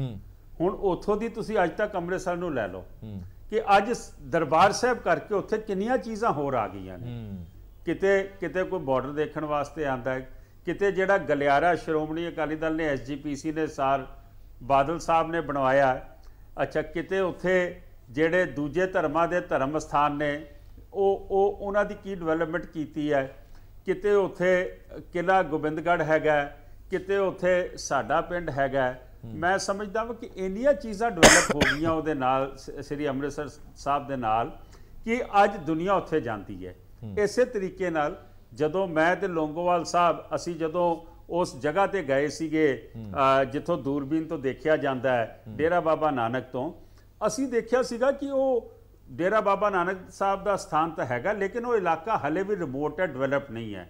ਪਰ ਮੈਂ ਸਮਝਦਾ ਵਾਂ ਕਿ ਉੱਥੇ ਹੁਣ ਜਿੰਨਾ ਬਿਜ਼ਨਸ ਵਧੇਗਾ, ਇਸੇ ਤਰੀਕੇ ਕਰਤਾਰਪੁਰ ਸਾਹਿਬ ਚਲੇ ਜਾਓ, ਕਿਉਂਕਿ ਇਹ ਤਕਰੀਬਨ 90 ਮੀਲ ਪੈਂਦਾ ਲਾਹੌਰ ਤੋਂ। ਮੈਂ ਹੁਣੇ 1.5 ਸਾਲ ਪਹਿਲੇ ਦਰਸ਼ਨ ਕਰਕੇ ਆਇਆ, ਔਰ ਟੋਟਲ ਰਿਮੋਟ ਏਰੀਆ ਪਿੰਡਾਂ ਦੇ ਵਿੱਚੋਂ ਜਾਂਦੇ ਸੀਗੇ। ਗੁਰਦੁਆਰਾ ਸਾਹਿਬ ਤੋਂ ਇਲਾਵਾ ਉੱਥੇ ਕੁਝ ਨਹੀਂ ਹੈਗਾ, ਉਹਨਾਂ ਦੇ ਆਲੇ ਦੁਆਲੇ ਖੇਤ ਨੇ, ਔਰ ਅੱਜ ਉਹ ਖੂਹ ਵੀ ਉੱਥੇ ਮੌਜੂਦ ਹੈ ਜਿੱਥੋਂ ਗੁਰੂ ਨਾਨਕ ਸਾਹਿਬ ਪਾਣੀ ਦਿੰਦੇ ਸੀਗੇ ਖੇਤਾਂ ਨੂੰ। ਔਰ ਮੈਂ ਸਮਝਦਾ ਵਾਂ ਕਿ ਉਸ ਪਾਸੇ ਕਿੰਨੀ ਡਿਵੈਲਪਮੈਂਟ ਹੋਏਗੀ, ਇਸ ਪਾਸੇ ਕਿੰਨੀ ਡਿਵੈਲਪਮੈਂਟ ਹੋਏਗੀ, ਇਹਦਾ ਕੋਈ ਅੰਦਾਜ਼ਾ ਹੀ ਹੈ ਨਹੀਂਗਾ। ਕਿਉਂਕਿ ਮੁਸਲਮਾਨਾਂ ਦੇ ਵਿੱਚ ਜਿਹੜੇ ਪਾਕਿਸਤਾਨ 'ਚ ਰਹਿੰਦੇ ਨੇ ਬੜੀ ਸ਼ਰਧਾ ਹੈ, ਜਿਹੜੇ ਮਿਡਲ ਈਸਟ ਤੋਂ, ਬਾਕੀ ਯੂਰਪੀਅਨ ਕੰਟਰੀਜ਼ ਤੋਂ, ਅਮਰੀਕਾ ਤੋਂ, ਕੈਨੇਡਾ ਤੋਂ ਜਿਹੜੇ ਸਿੱਖ ਉੱਥੋਂ ਦੀ ਨਨਕਾਣਾ ਸਾਹਿਬ ਤੋਂ ਹੋ ਕੇ ਜਦੋਂ ਕਰਤਾਰਪੁਰ ਸਾਹਿਬ ਆਣਗੇ, ਤੇ ਮੈਂ ਸਮਝਦਾ ਉਹ ਸਾਰੇ ਰਾਹ ਦੀ ਡਿਵੈਲਪਮੈਂਟ ਹੈ। ਇਸੇ ਤਰੀਕੇ ਜਿੱਦਾਂ ਹੁਣੇ ਲੌਂਗੋਵਾਲ ਸਾਹਿਬ ਨੇ ਕਿਹਾ ਕਿ SGPC ਨੂੰ ਉੱਥੇ ਇਨਫਰਾਸਟ੍ਰਕਚਰ ਕ੍ਰੀਏਟ ਕਰਨਾ ਪਏਗਾ, ਔਰ ਉਹ ਇਨਫਰਾਸਟ੍ਰਕਚਰ ਕ੍ਰੀਏਟ ਕਰਨਗੇ। ਮੈਂ ਸਮਝਦਾ ਕਿ ਜਿਹੜਾ ਇੱਕ ਸਰਕਟ ਹੁੰਦਾ ਨਾ, ਜਿਵੇਂ ਤੁਸੀਂ ਬਿਹਾਰ 'ਚ ਚਲੇ ਜਾਓ ਤੇ ਉਹਨਾਂ ਨੇ ਉਹ ਬੁੱਧ ਸਰਕਟ ਬਣਾਇਆ ਹੋਇਆ ਜੀ, ਇਹ ਵੀ ਸਰਕਟ ਬਣੇਗਾ ਕਿ ਦਰਬਾਰ ਸਾਹਿਬ ਜਿਹੜਾ ਦੇਖਣ ਜਾ ਰਹੇ ਹੋ, ਬਾਬਾ ਬੁੱਢਾ ਜੀ ਦੀ ਬੀੜ ਵੀ ਦੇਖਣ ਜਾਏਗਾ, ਉਹ ਕਰਤਾਰਪੁਰ ਸਾਹਿਬ ਵੀ ਜ਼ਰੂਰ ਜਾਏਗਾ, ਉਹ ਗੋਇੰਦਵਾਲ ਸਾਹਿਬ ਵੀ ਜ਼ਰੂਰ ਜਾਏਗਾ। ਸੋ ਮੈਂ ਸਮਝਦਾ ਇਹਦੇ ਵਿੱਚ ਬਹੁਤ ਵੱਡਾ ਫਾਇਦਾ ਇਸ ਖਿੱਤੇ ਨੂੰ। ਜੀ ਸਾਹਿਬ, ਮੈਨੂੰ ਯਾਦ ਹੈ ਕਿ ਹਾਲ ਹੀ ਦੇ ਵਿੱਚ ਲੌਂਗੋਵਾਲ ਸਾਹਿਬ ਤੇ ਤੁਸੀਂ ਉੱਥੇ ਗਏ ਸੀਗੇ ਕਰਤਾਰਪੁਰ ਸਾਹਿਬ ਦਾ ਲੰਗਾ ਦੇਖਣ ਦੇ ਲਈ। ਮੈਂ ਇੱਕ ਸ਼ਰਧਾਲੂ ਵਜੋਂ ਜਾਣਨਾ ਚਾਹੁੰਦਾ, ਕਿਉਂਕਿ ਮੈਂ ਤਾਂ ਗਿਆ ਨਹੀਂ, ਮੈਂ ਵੇਖਿਆ ਨਹੀਂ ਦੂਰਬੀਨ ਨਾਲ। ਜਦੋਂ ਤੁਸੀਂ ਦੂਰਬੀਨ ਨਾਲ ਗੁਰਦੁਆਰਾ ਸਾਹਿਬ ਦੇ ਦਰਸ਼ਨ ਕਰਦੇ ਹੋ, ਕੀ ਉਦੋਂ ਮਨ ਦੇ ਵਿੱਚ ਆਉਂਦਾ ਕਿ ਕਾਸ਼ ਇਹ ਦੂਰਬੀਨ ਦੀ ਜਗ੍ਹਾ ਮੈਂ ਉੱਥੇ ਖੁਦ ਜਾਂਦਾ ਤੇ ਮੈਂ ਉਹ ਦਰਸ਼ਨ ਦਿਦਾਰੇ ਕਰ ਪਾਉਂਦਾ? ਕਿਉਂਕਿ ਦੂਰਬੀਨ ਨਾਲ ਤੁਹਾਨੂੰ ਗੁਰਦੁਆਰਾ ਸਾਹਿਬ ਦਾ ਇੱਕੋ ਹਿੱਸਾ ਦਿਖਣਾ ਜਿਹੜਾ ਉਹ ਦੂਰਬੀਨ ਦੇ ਸਾਹਮਣੇ ਹੈਗਾ, ਬਾਕੀ ਗੁਰਦੁਆਰਾ ਸਾਹਿਬ ਦੇ ਤੁਸੀਂ ਦਰਸ਼ਨ ਨਹੀਂ ਕਰ ਸਕਦੇ। ਤੁਸੀਂ ਦੋਵੇਂ ਦਰਸ਼ਨ ਕੀਤੇ ਨੇ, ਉੱਥੇ ਗਏ ਵੀ ਹੋ ਔਰ ਦੂਰਬੀਨ ਨਾਲ ਵੀ ਦੇਖਿਆ, ਕਿੰਨਾ ਕੁ ਫਰਕ ਤੁਹਾਨੂੰ ਦੋਵਾਂ 'ਚ ਨਜ਼ਰ ਆਇਆ? ਮੈਂ ਸਮਝਦਾ ਵਾਂ ਕਿ ਦੂਰਬੀਨ ਤੋਂ ਦੇਖਣ ਦੇ ਨਾਲ ਲਾਲਸਾ ਵੱਧਦੀ ਹੈ ਕਿ ਅਸੀਂ ਉੱਥੇ ਜਾਈਏ। ਲੇਕਿਨ ਇੱਕ ਗੱਲ ਮੈਂ ਹੋਰ ਤੁਹਾਡੇ ਨਾਲ ਸਾਂਝੀ ਕਰਨ ਲੱਗਾ ਵਾਂ, ਜਿਹੜਾ ਮੇਰਾ ਆਪਣਾ ਤਜਰਬਾ ਹੈ। ਜਦੋਂ ਮੈਂ 1.5-2 ਸਾਲ ਪਹਿਲੇ ਉੱਥੇ ਗਿਆ, ਮੈਂ ਤੁਹਾਨੂੰ ਦੱਸਿਆ ਕਿ ਇੱਕੋ ਸਥਾਨ ਤੇ ਗੁਰੂ ਨਾਨਕ ਪਾਤਸ਼ਾਹ ਦੀ ਮੁਸਲਮਾਨਾਂ ਵੱਲੋਂ ਮਜ਼ਾਰ ਵੀ ਹੈ, ਤੇ ਉੱਥੇ ਜਿੱਥੇ ਸੰਸਕਾਰ ਹੋਇਆ ਉੱਥੇ ਗੁਰੂ ਮਹਾਰਾਜ ਦਾ ਪ੍ਰਕਾਸ਼ ਵੀ ਹੈ। ਫਿਰ ਉੱਥੇ ਗੁਰੂ ਨਾਨਕ ਸਾਹਿਬ ਨੇ ਸੁਨੇਹਾ ਕੀ ਦਿੱਤਾ? ਫਿਰ ਗੁਰੂ ਨਾਨਕ ਸਾਹਿਬ ਨੇ ਇਹ ਦੱਸਿਆ ਕਿ ਉਹ ਕੋਈ ਮਤਲਬ ਕੋਈ ਰੱਬ ਨਹੀਂ ਹੈਗੇ, ਉਹ ਆਮ ਬੰਦੇ ਅੰਗਰ 20 ਸਾਲ ਉਹਨਾਂ ਨੇ ਖੇਤੀ ਕਰਕੇ ਲੋਕਾਂ ਨੂੰ ਦੱਸੀ ਹੈ ਕਿ ਮੈਂ ਵੀ ਇੱਕ ਆਮ ਇਨਸਾਨ ਹਾਂ। ਹੁਣ ਇਹ ਮੈਸੇਜ ਦੇਣਾ ਚਾਹੁੰਦੇ ਸੀ। ਉਸ ਤੋਂ ਵੱਡੀ ਗੱਲ, ਜਦੋਂ ਮੈਂ ਉੱਥੇ ਪਹੁੰਚਿਆ ਨਾ, ਤੇ ਮੇਰੇ ਨਾਲ ਸਰ ਮਹੇਸ਼ਿੰਦਰ ਗਰੇਵਾਲ ਸੀਗੇ, ਰਾਮੂ ਵਾਲੀਆ ਜੀ ਸੀਗੇ, ਸਰਸਾ ਜੀ ਸੀਗੇ, ਹਿੱਤ ਸਾਹਿਬ ਸੀਗੇ।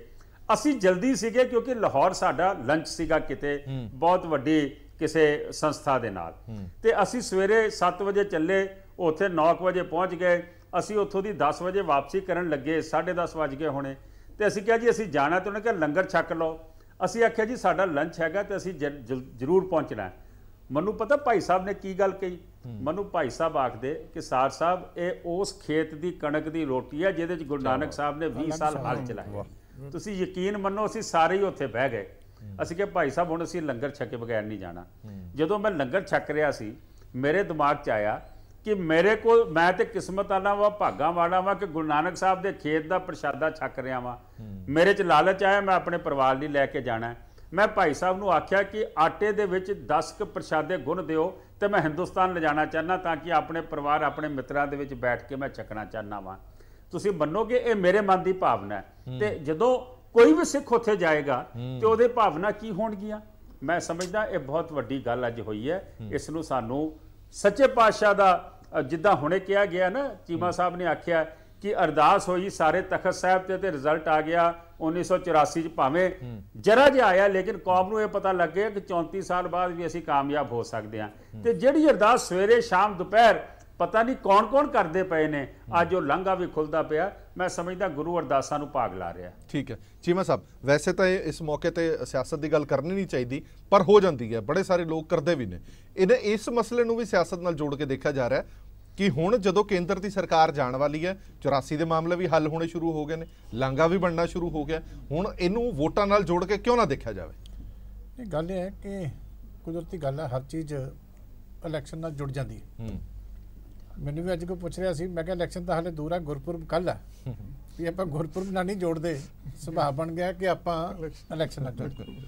ਉਹਦਾ ਇੱਕ ਮੇਰਾ ਖਿਆਲ ਵੱਡਾ ਕਾਰਨ ਵੀ ਹੈ ਕਿ ਪਾਕਿਸਤਾਨ ਦੇ ਵਿੱਚ ਜਿਹੜੀ ਤਬਦੀਲੀ ਆਈ, ਗਵਰਨਮੈਂਟ ਚੇਂਜ ਹੋਈ, ਇਸ ਕਰਕੇ ਇਹ ਵੀ ਇੱਕ ਕਾਰਨ ਜਿਹੜਾ ਹੋ ਸਕਦਾ, ਕਿਉਂਕਿ ਡਿਸੀਜਨ ਜਿਹੜੇ ਇੰਟਰਨੈਸ਼ਨਲ ਨੇ ਉਹ ਇਹਨਾਂ ਚੀਜ਼ਾਂ ਦੇ ਉੱਤੇ ਬਹੁਤ ਡਿਪੈਂਡ ਕਰਦੇ।